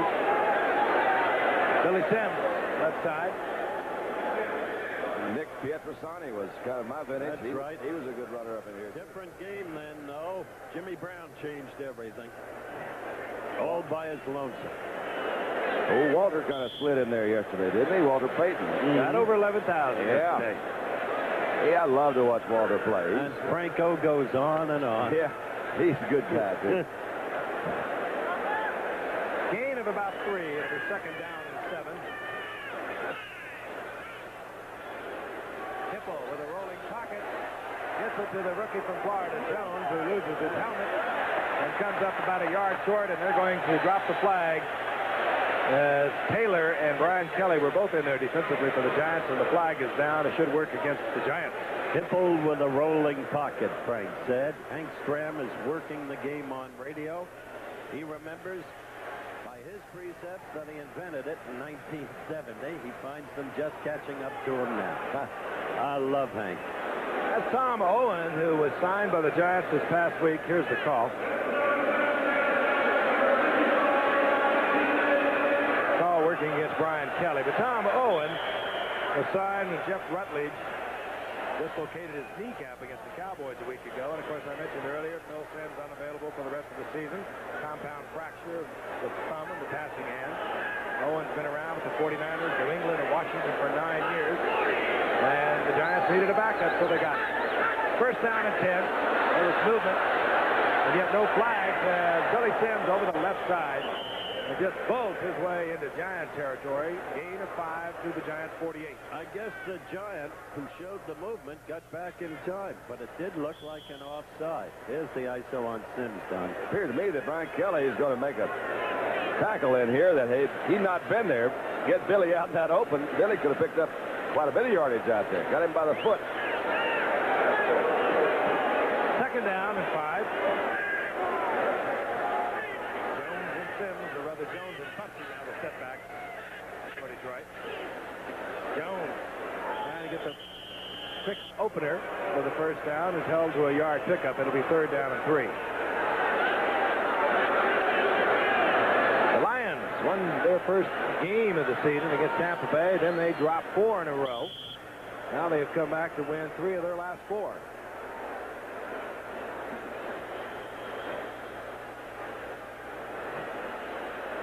Comes Mark Nichols now as the Lions bring in an additional tight end. They have Norris and Reese McCall. I like that floating pocket right now, Howard. Let's just float that pocket out there a little bit. Nope. Dexter Bussey, and he will not get the first down. As Billy Sims, unexplicably, is getting a little breather. He appears to be all right. He's been running in and out of the offense. That was a long 3 yards to run off left tackle. With your best running back on the bench. Highly questionable call. Embellished by the reason Frank just stated, your best running back on the bench. And so the murmurs now... They agreed with us, didn't they? Yeah. Some 60,000 of them. Now grow to booze. Leon Bright, what is it now? 104 punt fielding without a fair catch. Mike Black punting for Detroit.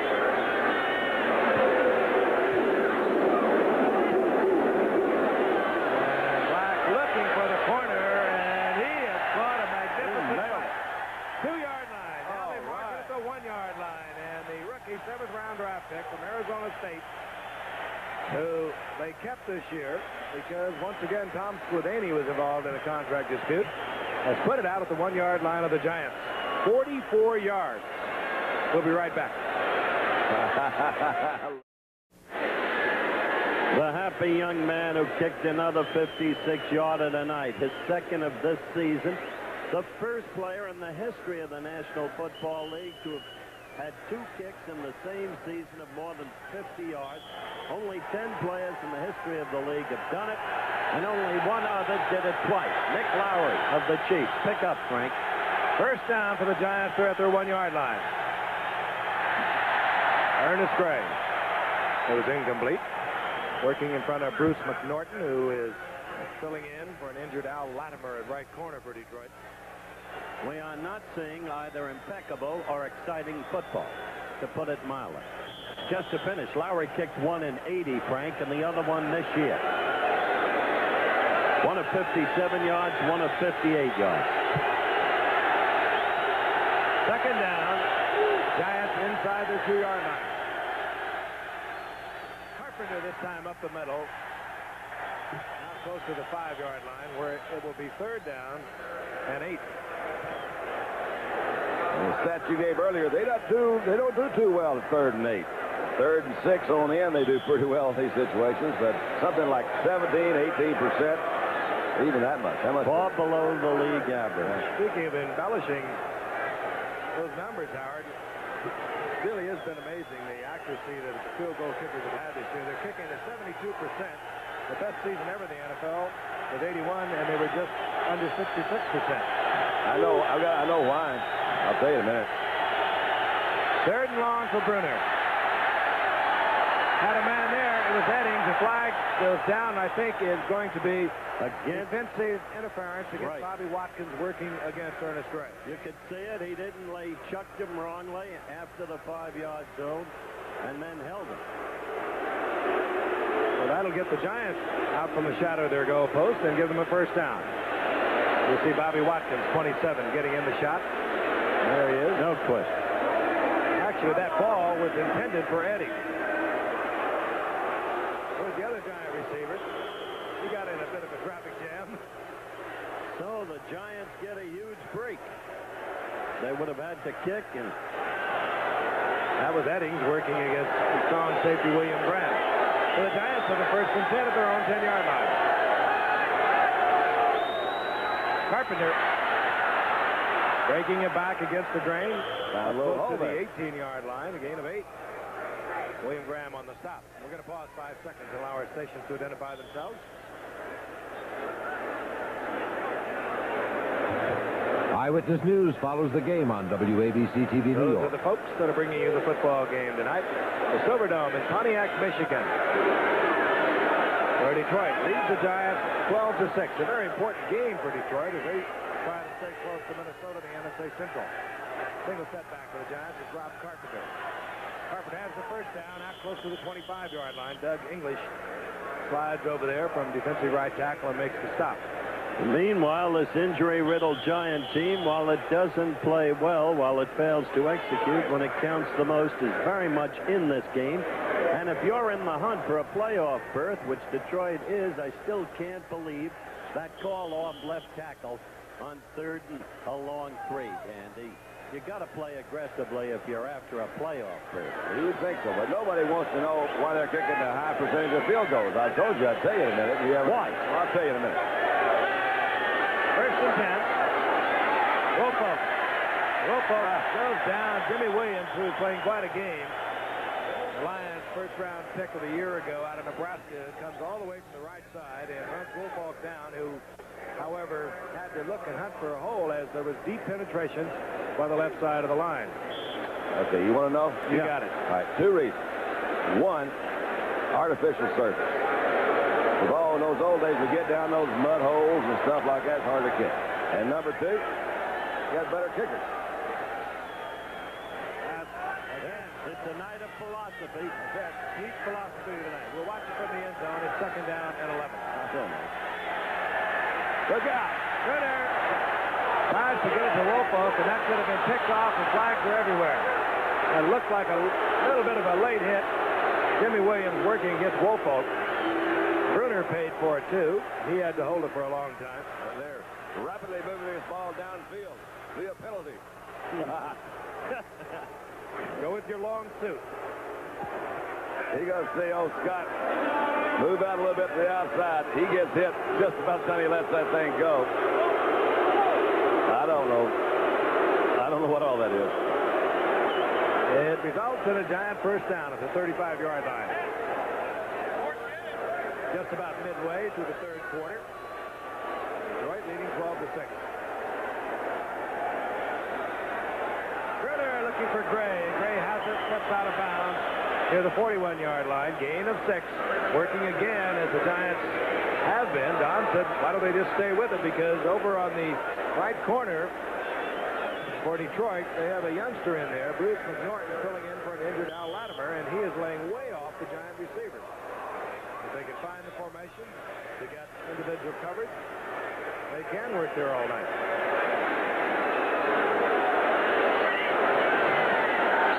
Second down and 4.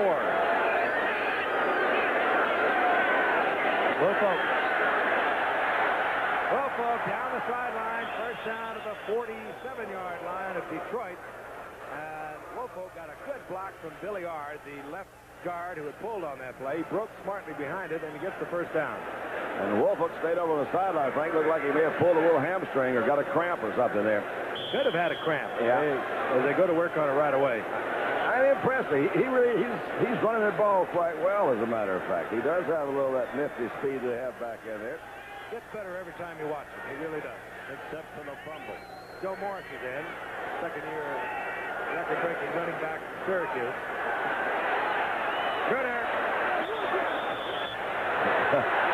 And intended for the Giants' Eddings, but far out of his reach as Bruner read the zone. He was going to try to slip it in between the two, and Detroit covered it very well. I love you like I do. I don't know why. I just do. How many games have they sold out in a row at Giant Stadium? Ever since they've been there. Strange 76. From Bones lives a big parade. Second down and 10. Eddings in motion. All right. And Joe Morris is up close to the first down at the 35-yard line. He gets it as Ken Fancetti and Gary Cobb are there defensively, but this little man at 5'7", 195 pounds, he shattered all those great records set by Jim Brown, Larry Zonka, Floyd Little, as he rushed for just under 4,300 yards at Syracuse. Offensive line is now doing a fine professional job. Quick off the mark, the blocking excellent. But we've seen them do this so many times before. The drive started at the 1-yard line. Carpenter, another hole on the right side, and Carpenter uses it down to the 27. Gain of 8. As Butch Wilfolk, obviously suffering only a cramp, has come back into the lineup. Carpenter had a little hole to work this time. We haven't seen Rob with much room to work. Slides out to the outside. It's kind of one of those influence blocks where they don't really try to take them any particular direction. They let that defensive lineman make his move first and then go with him. Opened it up to the outside. He found a hole. Second down, long 2.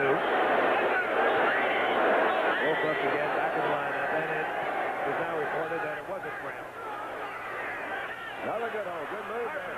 Has the first down close to the 20-yard line, and the Giants' offensive line is blowing out of there. They really are, and that was an excellent call. They went the other way this time, running left. It really is a little hard to see because you don't know. They can make a slight adjustment in that offensive blocking sometimes. It makes a lot of difference because either they're doing that or doing a heck of a lot better job of blocking. They've had good holes for the last 4 or 5 times they've run. They're at a point where, should they have to resort to the field goal, maybe they'll get a concession with Cheek. 12 plays the Giants have used in this drive, benefited by a couple of first down penalty calls. Wilfolk right side. And this time, Jimmy Williams, who's playing some football game tonight, was there to make the stop, but nevertheless, Wilfolk will get 3 out of it. Haven't seen our old friend Mike Fanning tonight, Giff. They had him in there, I believe, a couple of plays early in the first half. They were jumping around a lot. They've settled down now and staying pretty much consistently in their 4-3. That graphic needs no other words. The story of the Giants this year. Second down, 7.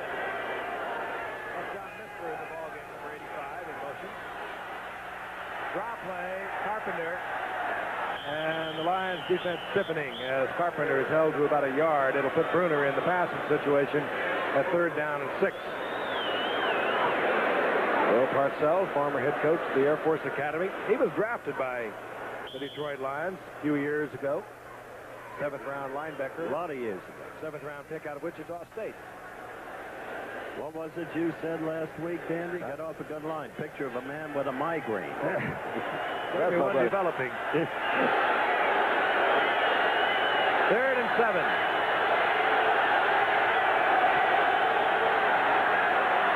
And Bruner tried to slip it underneath the Missler. And Bobby Watkins, who is also playing a fine game defensively for Detroit tonight, was there. It'll be 4th down. We'll see Ali Haji. Poor Parcells. So this was the drive that started, on their own 1 or 2 yard line. Yeah. So it was really enabled by that 3rd down interference call because they were stuck back in. But even with that break and the subsequent interference call in their favor, they couldn't sustain. Giants can draw to within 3 points. So we don't anticipate Bruner, the holder, doing anything fancy at this point. 35-yard attempt. He's hit from 27 to 56. And now he's hit from 35. He bisects the goalpost. He is 19 and 21 on the year. 2 of those have been from 56 yards out. Quite a youngster. Giants then off over 6 minutes on the clock here in the 3rd quarter, settling for 3 points to draw within 3 of the Detroit Lions. 4:02 remaining in the 3rd quarter. Deep for Detroit. Ken Jenkins is back there. He's had a couple of sparkling returns already tonight. Robbie Martin also. Jenkins from the 3-yard line. And little concern for Body. But Jenkins hurdles to the 20-yard line where Detroit will have a 1st down and 10. They played it conservatively here in the 3rd quarter. That won't win for them. We'll be back. All the while we were away, Billy Sims was in the Detroit Lions huddle, and he first took his helmet off, went around and talked to each player, and I don't know what he was saying, but he wasn't smiling. And he got the crowd fired He turned up. around and fired up the crowd, and there's many of them on their feet. Well, they need that because they're flat. Both things are flat. So I bet you Billy says, give it a ball, and I bet you they do. 1st down and 10. The Lions at their own 20-yard line. I bet you I was wrong. Hipple trying to get deep and throws it away as he is hit by Leonard Marshall, looking from LSU. Marshall was chasing him all the way. In the meantime, I don't agree with you, Don. The Giants are improving. They didn't have an intercept. They didn't have a fumble. They didn't have a delay of game penalty at a critical moment. So they got a 3rd field goal. That's progress of sorts. You're joshing, of course. That's good. Giants trailing by 3 with 3:42 remaining in the 3rd quarter. This crowd is stoked up now. Billy Sims got everyone worked up. Except his teammates.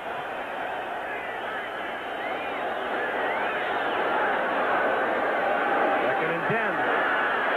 Hipple, he has a man wide open. It's Mark Nichols, and Nichols has a Lion 1st down over the 35-yard line. Former Bakersfield Junior College football player who starred over at San Jose State. Big Don Round draft pick a couple of years ago. You're going to see it again. Big Don Greco.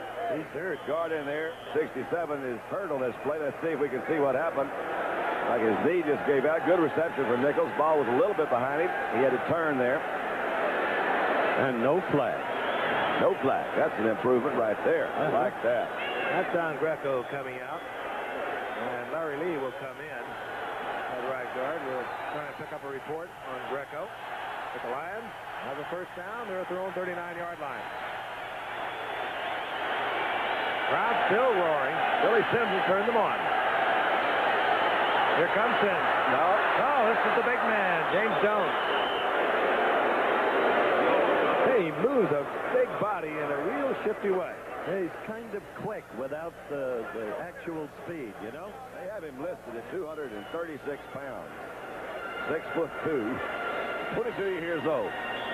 He's going to be around for a while, I would think. He's turned in a lot of good plays. And Billy Sims was out for those 3 weeks with a broken hand. He averaged just under 4 yards a pop, and he is a good blocker, good receiver coming out. And he's quite a weapon when he's in there with Billy Sims as he is right now. This is Jones again. Good quick cut, and he was met. Whoa, was he That met? had to be Carson. I believe you're right. You can hear Carson from up here. Harry Carson, and he met the big man, and things stopped right there, short of the first down. I'll tell you, this is a great effort. Carson is 235, 6'2", and they just go head on. Harry, he says, come on, let's do it. There it is. He is such a great athlete, Carson. He's so proud of South Carolina State, too. He'll point out he comes from there. Donnie Shell from there. Downtown Charlie Brown from there. I'll tell you, Jones just knew he had a first down, and he was held 2 yards short of it. Jones again, right side, and Jones is tripped up. Good effort this time by another All-Pro, Mark Haynes, and it'll bring up fourth down. I tell you, this crowd is getting a little bit disenchanted, which again is the I understatement. question just a little bit. Billy Sims, in that possession, did not touch the football. That really did fool me too, Frank. I said, well, you know, what he's got to be saying is let's get this thing going. And if he's doing the talking, let him do the walking. Football. That's right. Yeah. That's the second time we've seen them give up the football in the whole series without Billy getting the ball.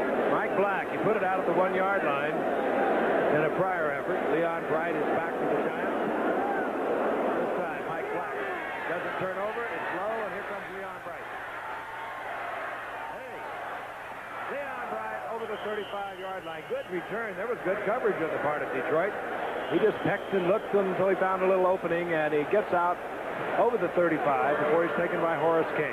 And no flag. Back in Pontiac, Michigan, the Giants have the football. Nice return by Leon Bright. They're at their own 35-yard line. 3 points down to the Detroit Lions with 1:12 remaining here in the third quarter. Carpenter, 4-yard effort out to the 40-yard line. He picked that out. Second down and 6. Got a good block in front of him from the center. And Woolfolk, again, I think has that muscle cramp as he hobbles to the sidelines, and Joe Morris comes back in. Crowd of 68,000 plus tonight. Matter of fact, just under 69,000. The game blacked out here in the local market as it was not sold out. Then the prescribed time. Joe Morris, he's a powerful little man. He's very close to a first down, and he just lowered the shoulder. I think he got it. Uh-oh. Packed a lot of weight into 5'7", and I'm really busted. Billy Sims didn't have the ball, I don't think, in the last 2 series, and I'm sure it's not because he doesn't want it. He is disgusted, and he's doing little to hide the fact. Carpenter just was carried off. That doesn't look too good for the Giants. And Rob Carpenter goes to the sideline. Woolfolk on the sideline. We now got the backups to both running positions. John Tuggle comes in at fullback, a rookie 12th round draft pick, the last player in the NFL draft in 83, number 38. This is Tuggle. Tuggle, a couple of yards over the right side. It'll be second down and 8. Woolfolk is on the bench trying to ice down the cramps he has in his legs, get a little oxygen back into the blood. That'll help.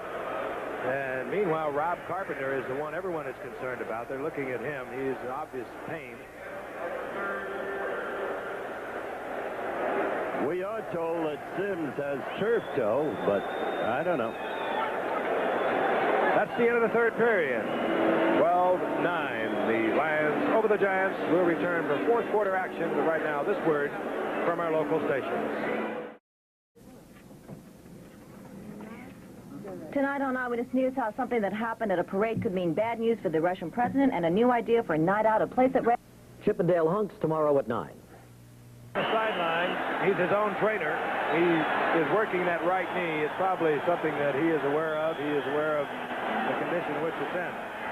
Meanwhile, he remains on the sideline, and so does Butch Woolfolk. And Scott Bruner brings the Giants up here for the first play in the fourth quarter, looking over a second down and 7. And handoff. It's to Morris, and the little one finds an opening to the 37-yard line, and he was just down so low, I don't think the Lion defensive players could even pick up on him. He just popped through there. Oh, he's got some good quickness and acceleration, and maybe it's just somewhat of an optical illusion because he is a little smaller, but this is not a bad run. Good cut right there. Back on the inside. Those thighs. Yeah. 195 pounds packed into 5'7". Good balance there to keep his pick up another 5 or 6, 7. First down. Gives this to the Giants. They look like the team that's fighting for a playoff berth. The other team doesn't even seem motivated. And Tuggle, rookie from California, gets 3 yards. Coming into tonight, Joe Morris only had 15 yards. Hadn't worked that much as we look at the halftime stats. Trailing 12-6 at halftime, the Giants, nonetheless, as you can see, have a slight edge in statistics. Turnovers even, time of possession favoring the Giants. And the Giants held the ball, controlled it throughout the third quarter. There with setbacks now. Morris has only carried the ball 7 times into tonight. John Tuggle only 1 time. And they're both in there together. Second down and 7. Morris once again. And Morris. And there's a flag down. That either could be a hold or maybe a face mask as Morris's head was spun around. Looked like a face mask. No. Hold. Giants holding. Too bad. They had a little good drive going there. Not done yet. Well, it is. I mean, too bad they're going to get a penalty. Bill Parcells looking on as the options are being discussed with the Lions. It would be a 3rd down and 4, but I certainly would think they would take the penalty. Well, another graphic that shows why the Giants came into this game 2-6-1. Holding number 59, offense, still 2nd down. Now, there's a little mix-up in the numbers, I believe. As a matter of fact, that is. It's Rich Humphrey, the center, holding for New York. 2nd down, 16. Ball now at Detroit's 44-yard line. Lion got back, and here's Morris again. And Morris tries to cut back, slips, but gets up to the 40-yard line where it will be 3rd down and 13. 2nd and 16, they call that play. Woolfolk is coming back in. Morris is going out. Now they're playing it cautious. Carpenter remains on the bench. 2-6-1. I don't play it cautiously, Doug. Might be a double-edged sword to have a guy like Ali Sheik there, you know. They say, well, we just play for field goal because we got it past midfield. The speed is in there at wide receiver, Eddie and Mike Miller for the Giants. And the shotgun. Turner and was able to avoid the sack. No, I think they're going to say that he was in the arms of Martin Moss, and that will take away any possibility of Ali Haji Sheik. That's why I couldn't understand the 2nd down call. Now they're saying no, that it was an incompletion. One official said that it was the sack, and we could see Ali Haji Sheik, but no, it'll be Dave Jennings. What about that, Frank? Well, he's already hit one tonight from 56, and that would be where he would be kicking from. Well, they have a lot of confidence in Jennings. I assume get him inside the 10. They had a look at Ken Jacobs. I think he's rather surprised. The only answer is put us down there to call a play. Now, there he just missed. And Dave Jennings, that's rather uncharacteristic of Dave Jennings. He leads the league in getting it inside the 20. But he gets the touchback, and the Lions will have the ball at the 20-yard line.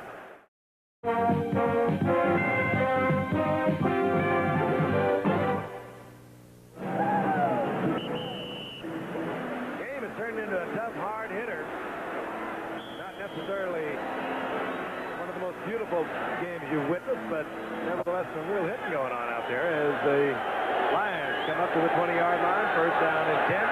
They have a 3-point lead over the Giants with 12:47 remaining in the game. Hippo, a lot of time. Jones started to run before he caught it. Well, pretty good coverage downfield. He obviously came off of Jones as a secondary receiver. I'm looking at Billy Sims. Bob Carpenter has iced up the inside of that leg. He looked as though he wanted to get back into the action. He tested it on his own. He's been around a few years. He's banged it up a few times, and he knows what it's about. If I'm 2-6-1 and I've got Haji Sheik, I don't punch. That's all I know. Second down and 10. Hippo changing things. Holding. Going to have a holding call. It's Jones this time. Again, he dropped it. It's incomplete, but the flag is down. Mark Haynes covering Jones out of the backfield, and there's your hold. And the Lions will be backed up 10. I'll remind you again, Saturday here on ABC, right after Sports Feed College football. Undefeated and 4th-ranked Georgia against 3rd-ranked Auburn. And if Georgia can win, they go to the Sugar Bowl for the 4th time. And then we have Nebraska going against Kansas. College football at its very best right here on ABC. You'll see it Saturday. Well, Vince Dooley is a great coach. He's proved how good he is, winning the way he's been winning without Herschel Walker. But he's got some test. Holding, number 70, offense, still second down. Keith Dorney, the right tackle, holding. Down remains the same. Only now, Eric Hipple will be looking over second down and 20.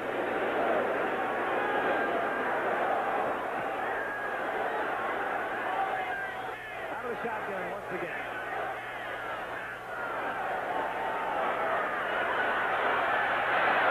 Going underneath the coverage. Jeff Chadwick and the rookie from Grand Valley State out over the 20 to the 22-yard line, and Rich Woolfolk is being iced down. That, I am assuming, is a cramp as they continue to work on that leg, try to loosen it up. They were giving him oxygen, which of course helps the cramp as it gets into your blood system, and now they're icing the leg down. 3rd down and 8. Hipple again from the shotgun. Leonard Thompson, who represents the speed for the Lions, is switched far to the left. That's Mark Nichols in motion. Hipple has Jones. And Jones will have the first down. It was a good effort by Byron Hunt, who was man for man on Jones coming out of the backfield. And that was a losing proposition. So the Lions have a first down. They had a first down and 20. And they get their first down, and Hipple paid the price, as you guys usually do, Don. Well, that's what can't hurt. He wasn't that time, but you're all kind of, you got your weight shifted forward on that front, the left leg, and guys can roll into it. That's where a lot of the knee injuries occur. Is that where you got the 3 knee operations That's from? exactly what happened. Rolled in on the knee. That was Casey Merrill in there for the Giants. Hipple now back out of the tee, looking at a 1st and 10. Here's Billy Sims, and a flag is down. Sims moves up to the 35-yard line. He gets a lot of yardage when it looks like he isn't. Well, at least we got him back in a play. Again, that flag was dropped. Motion. We're going to have a procedure call against the Lions. I think it was Leonard Thompson made a little quick move. Started right before. Ah, you're right, Eric. Give me a break, he said. Come on. Here's the call. Our referee, Dick Jorgensen. Illegal formation, 72 offense. Number 72 reported that he was eligible. Then number 39 outflanked him on the line of scrimmage. Still first down. Well, I'll tell you, these complex formations today, you can get yourself in a lot of trouble. Well, that's twice that one. We've heard that one tonight. So they haven't quite got that one worked out yet, have they? That was Billy Sims. 4th handled the ball here in the second half. And a 5-yard pickup was negated. Now it's being explained to Chris Dietrich what you've got to do. He's been lining up in an unbalanced line throughout the evening. And when he is the end man of the line, he has got to report that he's an eligible receiver. Well, I think that's what the complaint is. The announcement was made that he reported in, and if he did, he may have a point. But no. Eric looks better without his mustache. They're still trying to figure it out. As Monty Clark wants the answers on the sideline. He's getting them, however. First down at 15.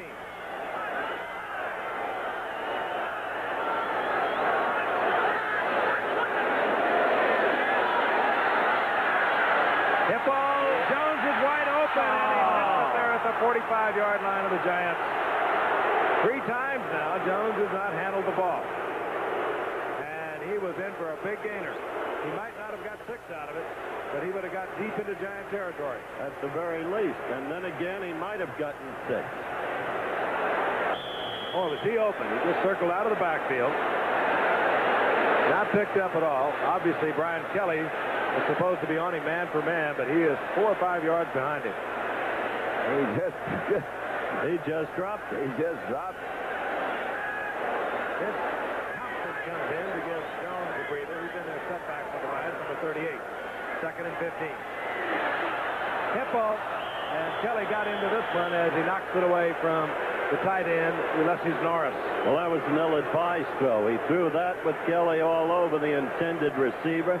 He was asking for trouble. Carpenter now going into the dressing room. Leaving the trainer, Johnny Johnson.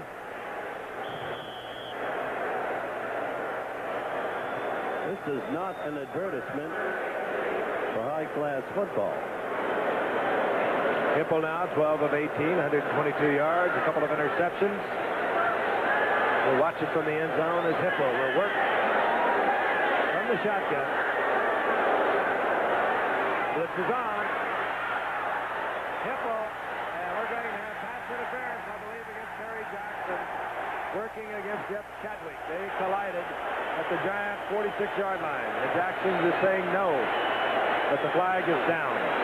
What that was a good move by Chadwick to really force that penalty. He looked into the inside, got Jackson to commit, came back out on the outside, ran into him, and you can't hit him but one time downfield. That's at 5 yards. And Jackson is not playing at 100%. He has that bad knee. Tried to come back last week against the Cowboys, got burned. He's a fine cornerback when he's healthy. Well, if there's a bright spot for the Lions tonight, it's the rookie receiver Chadwick, Don. He does look good. 46-yard line of the Giants, first down, Detroit. Triple again, this time to Billy Sims. Taken there by Lawrence Taylor after a gain of 3.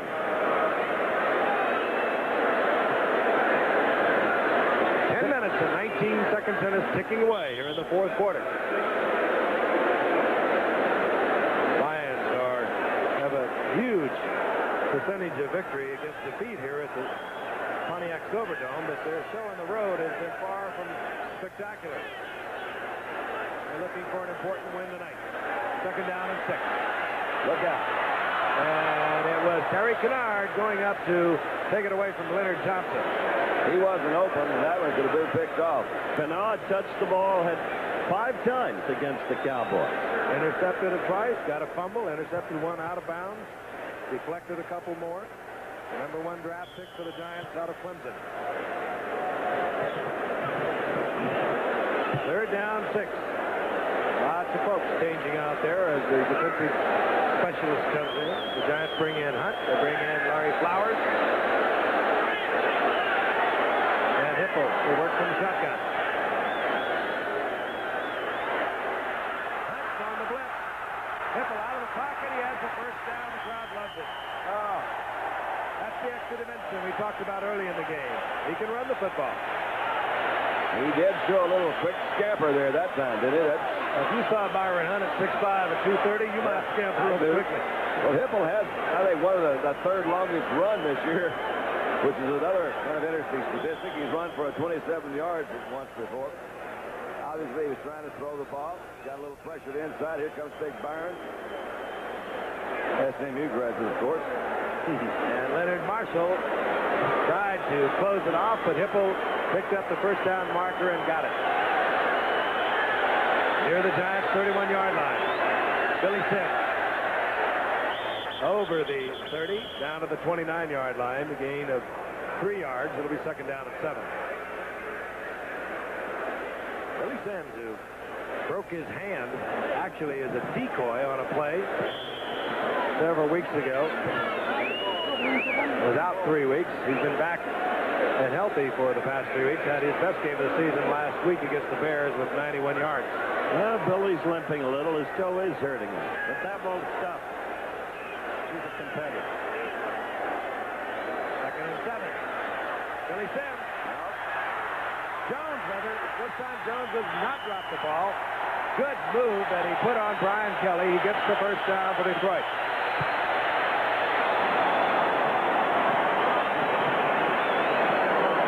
Jones, who had his problems, he had 3 drops, and this time he picks up a key first down. Big, hard-running youngster with a lot of raw talent out of Florida, the first-round draft pick for Detroit, and the 13th player taken in the draft. 19-yard line. Dexter Bussey is now in there for Detroit, along with Vince Thompson. They're the setback. Bussey. And Bussey to the line of scrimmage, and that's it. Stopping the clock with 8:56 remaining in the game. There's James Jones. Got a quick breather. Quick gulp of water. He'll be back in the lineup.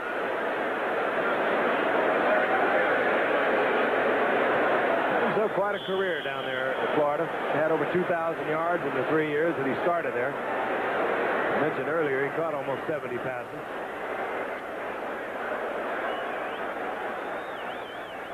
Mark Nichols goes up to the top of your screen. Leonard Thompson split to the left. Jones back in the lineup. Harry Kimball, and he gets to the 15-yard line before he's dropped. It'll bring up 3rd down and 6. Big play. A field goal won't do that much for them if the Giants could ever score a touchdown. Well, he's tried that little rollout pass that time, which I think is maybe a move in the right direction. This is a 3rd and 6. This is the play. Yeah, you have a little move. Here comes 4 more guys in, 4 more guys out. Sometimes 4 in, 3 out. How many they got on the field? After counting that is 12 play at this drive for Detroit.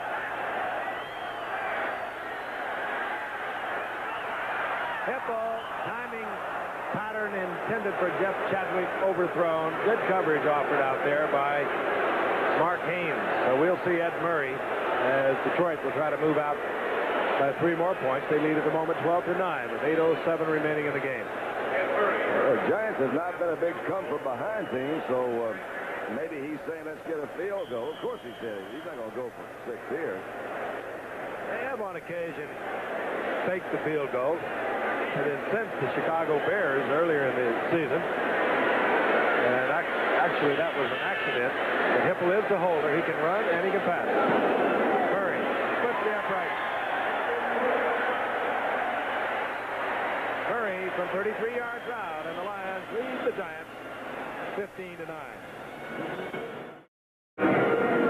Eric Hippo, important factor in keeping that drive alive. As Detroit, nevertheless, has to settle for 3. Leon Bright has dropped for the Giants, and Ed Murray is setting it up. 8:04 remaining in the game.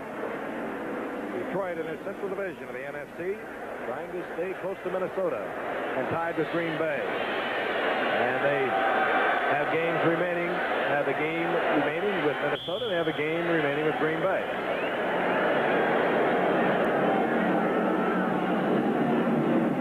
Murray puts it up high, short, and this is Bright from the 9-yard line. Flag is down as Bright is down at the 22-yard line. Maurice Harvey down there to make the stop on Leon Bright.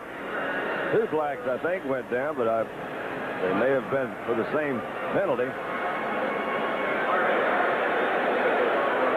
Against the Giants. And the Giants will be backed up.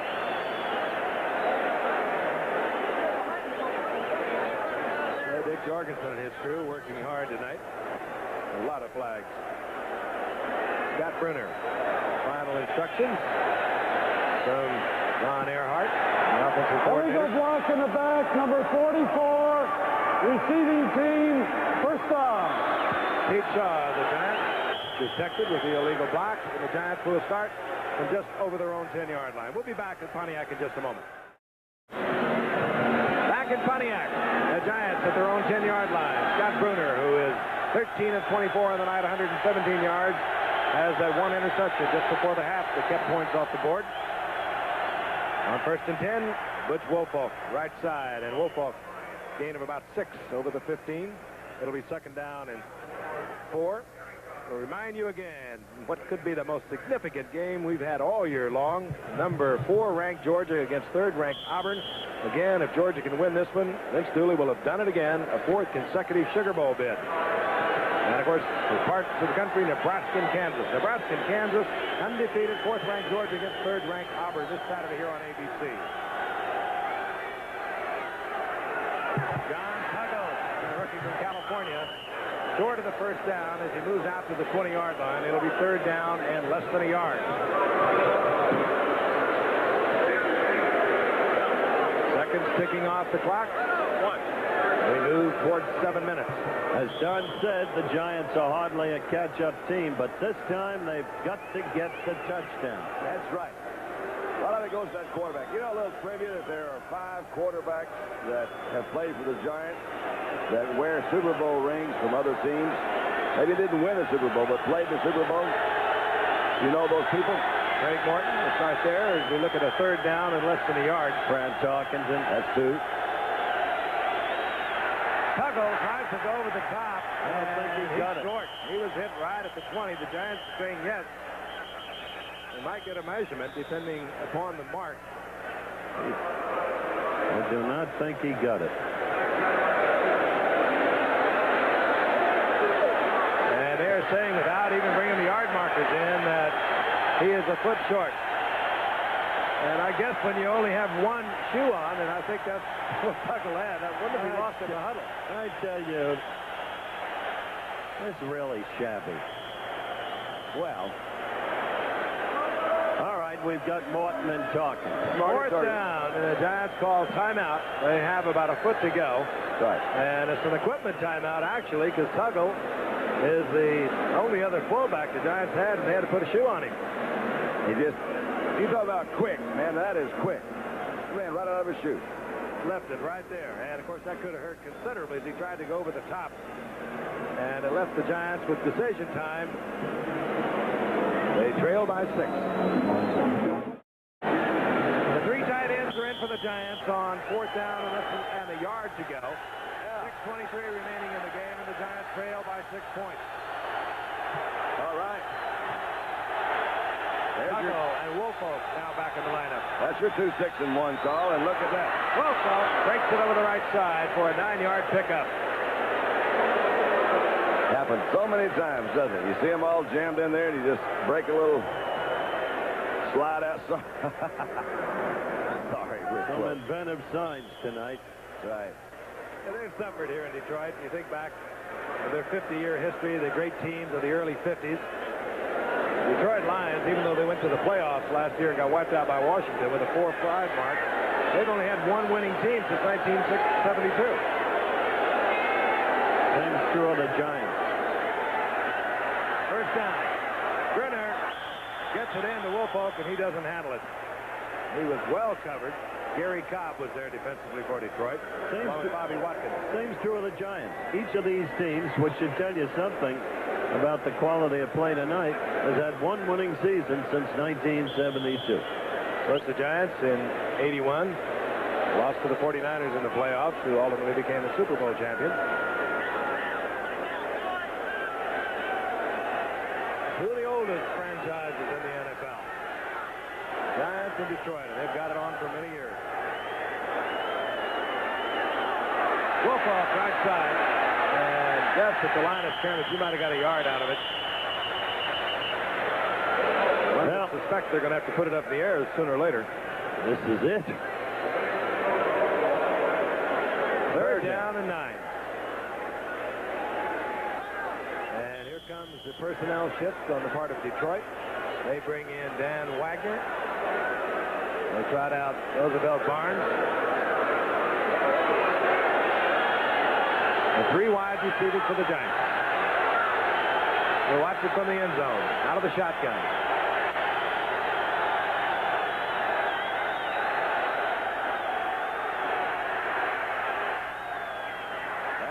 picked off.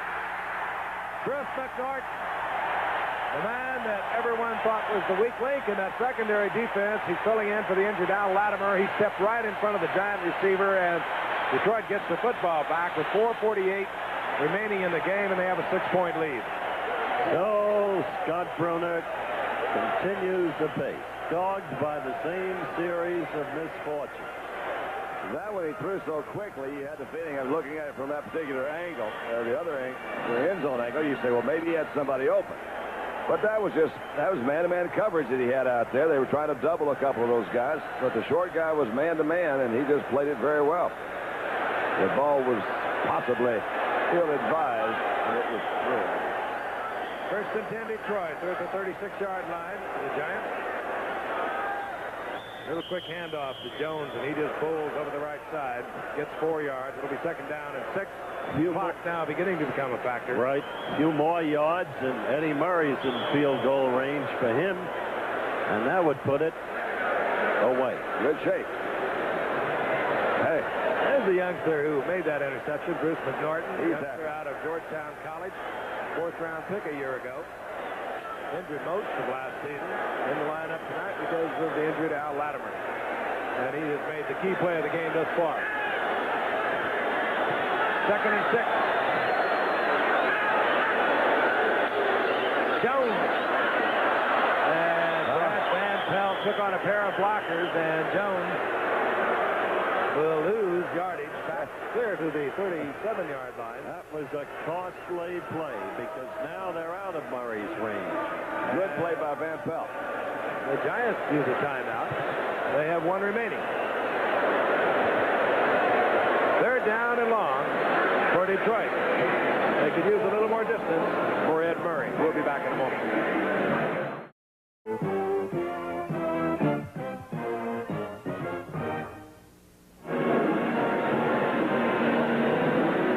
Loss for the Detroit Lions. Brad Van Pelt making a fine play against James Jones. And we see personnel changing. The Giants waiting till the last second. So the offensive personnel was set for Detroit. They bring in their extra defensive specialist. And from the shotgun, it will be Eric Hipple looking over a 3rd and 11. Everyone got the count except the center. Well, those things happen. A lot of times you can miss things like that. He says not my job. Start entire offensive line. Well, I tell you, not the center. Center. Steve Mott, the center didn't false start. No, sir. Offensive line, still 3rd down. And a little bit further. 3rd down, 16. Well, Giants are on a drive. Unless they can come up with big yardage, Frank. They got a punt. 3:58 remaining. I thought that was funny. Giants are in the drive. Yeah. Look out. Terry Kennard misses. And Hipple fires a shot to Jeff Chadwick, ordinarily with the good hands. He drops it, incomplete, and there's a Hassel that breaks out at midfield. And the referee is down. The referee is down. And he appears to be hurt. I did not see the action. I was watching the receiver, but there was a hassle that broke out. It was Lawrence Taylor trying to move people away from the officials. I couldn't see either, but flag is down. Oh, Larry Lee just was Larry Lee, the right guard. Whether he was taking a shot at Taylor and got the official, I don't know. But the official is down. Dick Jorgensen, the referee, it is. We're seeing more of that this year. The officials getting it. That's the first time I've ever seen that one. Oh, no. Seen it twice previously this season. If it's determined that it was deliberate, you will see the last one from Larry Lee. Well, from what I saw right there, I don't think it was deliberate. I think he was just one of those wild elbows that caught him right in the mouth, it looked like.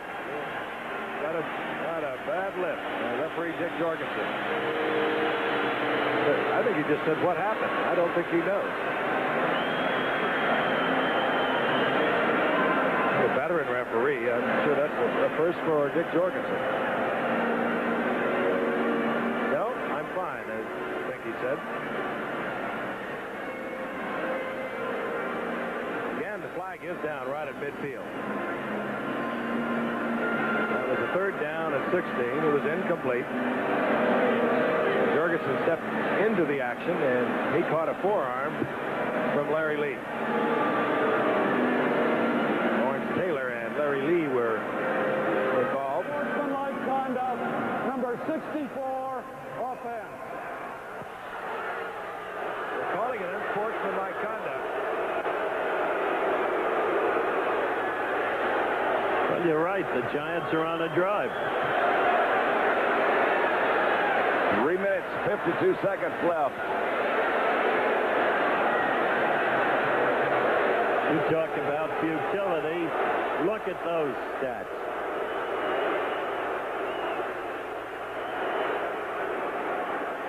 Again, the call unsportsmanlike conduct, and the number that was mentioned was Larry Lee. You saw the forearm that caught Dick Jorgensen, and Larry Lee is out of the football game.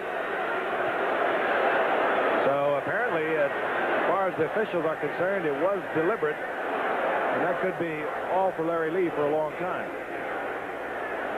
There he is, third-year man out of UCLA. And that brings up fourth down. Penalty also accompanies the loss of down. Leon Bright is back, and Mike Black is out to kick for Detroit.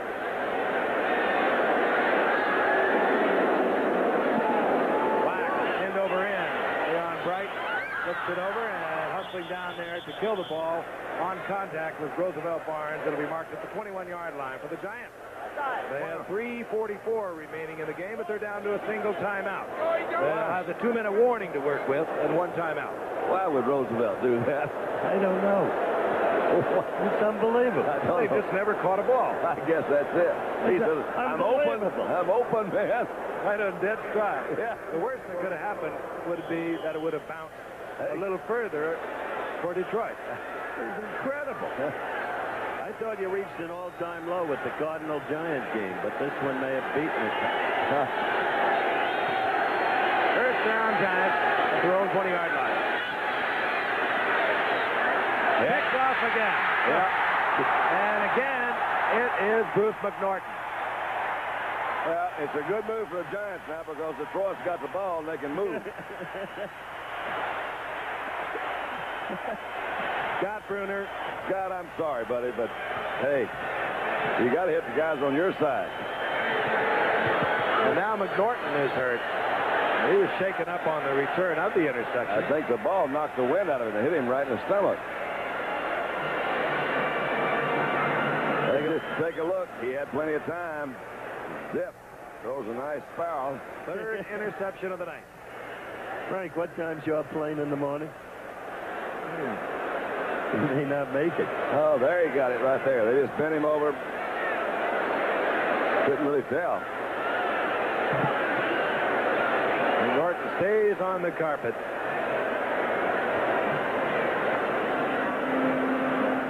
Mind you, coming up immediately following your local news. Interesting nightline tonight. Women in sports. Question, could they compete against the men? Olympic gold medalist Donna De Verona will talk about that and new directions for women in athletic competition. And that'll be tonight on Nightline after your late local news. A big welcome to Donna. She's back with ABC. Back with us. Yeah, she's good. She's neat. Great lady. She really is. Detroit gets the football back. They have it first down and 10. They're at the Giants' 32-yard line. 3:34 remaining. Detroit has turned it over twice tonight. The Giants have turned it over 5 times.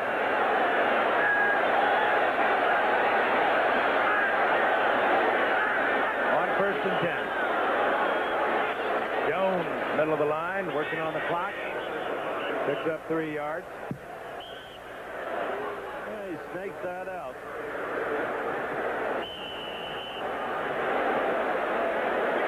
He's feeling better now. Yep. 2 big interceptions for the youngster tonight. That'll make you get well quickly. He says, I'm all right. Okay. Giants have used their final timeout. They're stopping it. With 3:25 remaining. I think Eric Hipple is confused over that one. I would be if I were Eric. I mean, I saw him use the second timeout in the overtime when it was 4th and 4. And I didn't figure that one out either. I mean, well, when things don't go well, they just don't go well. It has been an unbelievably difficult year. It's high comedy in this game, I got to tell you. Well, you will agree, though, when they don't go well, they just don't go well. And speaking of that, the disclaimer. This telecast, yeah, it's presented by the authority of the National Football League. It's intended for the private use of our audience, and any rebroadcast or other use of this telecast without the express written consent of the National Football League is prohibited. They might be forgiving, though. I don't know. They might let you run this one again if you write up a real sweet letter. Yeah, I want to do this one more time. About ready to get things underway. 3:25 remaining here in the fourth quarter. Not one of your great artistic showings tonight. And it degenerated to nothingness when we watched the referee go down, hit by a forearm from Larry Lee. At least as far as I'm concerned. Second down and 6 for Detroit. Billy Sims in the lineup now with Jones. They'll be working on the clock. And that's figured. Hippo recovers his own fumble. Detroit now third down and 5. Hippo with a gain of 1. The Giants are not going to call timeout, though, because they don't have any more.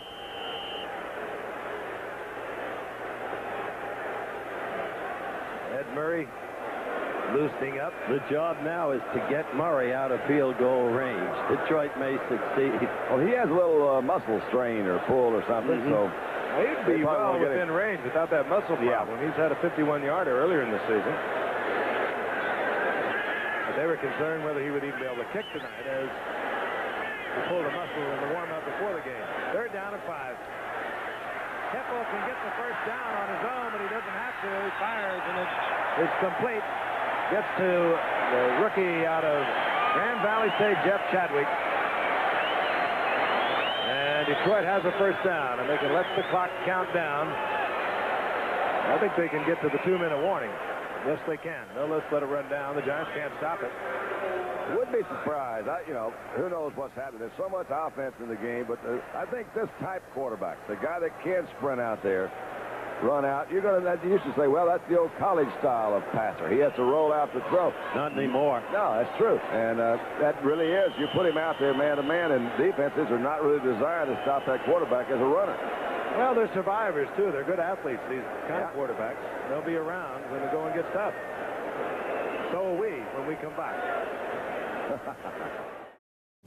Don't know. Back at the Silverdome in Pontiac, Michigan, and we have just received a report that a bomb has gone off in Senator Byrd's office in Washington. A report that we have that no one was there, so apparently no one injured. And, of course, we'll be updating that if we get further word. And, of course, you'll hear more about it on your local news and on Nightline coming up later. Will it never end? First down, goal to go, Detroit. No. Billy Sims, right side. Sims in the arms of Terry Kennard, who shows a lot of strength to keep Sims out of the end zone. And now Clippers are flaring once again. And cooler heads directed by Lawrence Taylor are prevailing. That's just the utter frustration of I don't know what. Well, the Giants, Terry Kennard in that case, Lawrence Taylor and Billy Sims, as I mentioned many hours ago, are very close friends, and Billy came over to spend time with him in our hotel today. There is Don Greco, the guard who left the game earlier, and even though Billy Sims has a sore toe, he's done the ball so well when he's carried it the few times that he has tonight. 13 times all told. Billy likes to run it 25, 26, 28 times. And, of course, James Jones is providing additional work tonight. Sims again. Gets inside, but he is stripped up. His own man. D. Hardison helping. And it'll be third down and goal to go, and the Lions will be able to just run out the clock if they so wish. Well, they're in field goal range. So the Lions will move to within 1 of Minnesota in the NFC Central Division. They'll be tied with Green Bay at 5 apiece. Next week, they'll travel. They'll meet the Houston Oilers down in Houston. But as I mentioned earlier, they have meetings with Green Bay and Minnesota remaining on their schedule.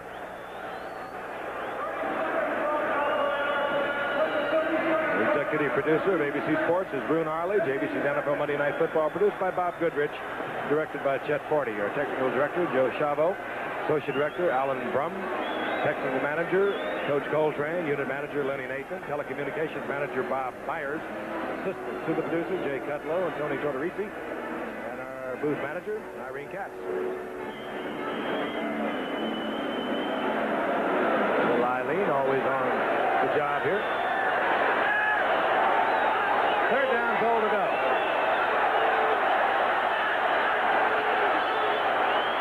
Jones. Whoa. He turned back right into Lawrence Taylor. Took a vicious shot. And that should be the final play of the game. Yep. Clock runs out. Unless Detroit is thinking in terms of tiebreakers. A disappointment in many ways for young Bill Parcells in his first year as head coach of the Giants. For Monty Clark, the struggle continues as the Detroit Lions stay alive in the playoff hunt. A game behind Minnesota in the NFC Central Division. Monty Clark gets the victory. They have now won 4 of their last 5.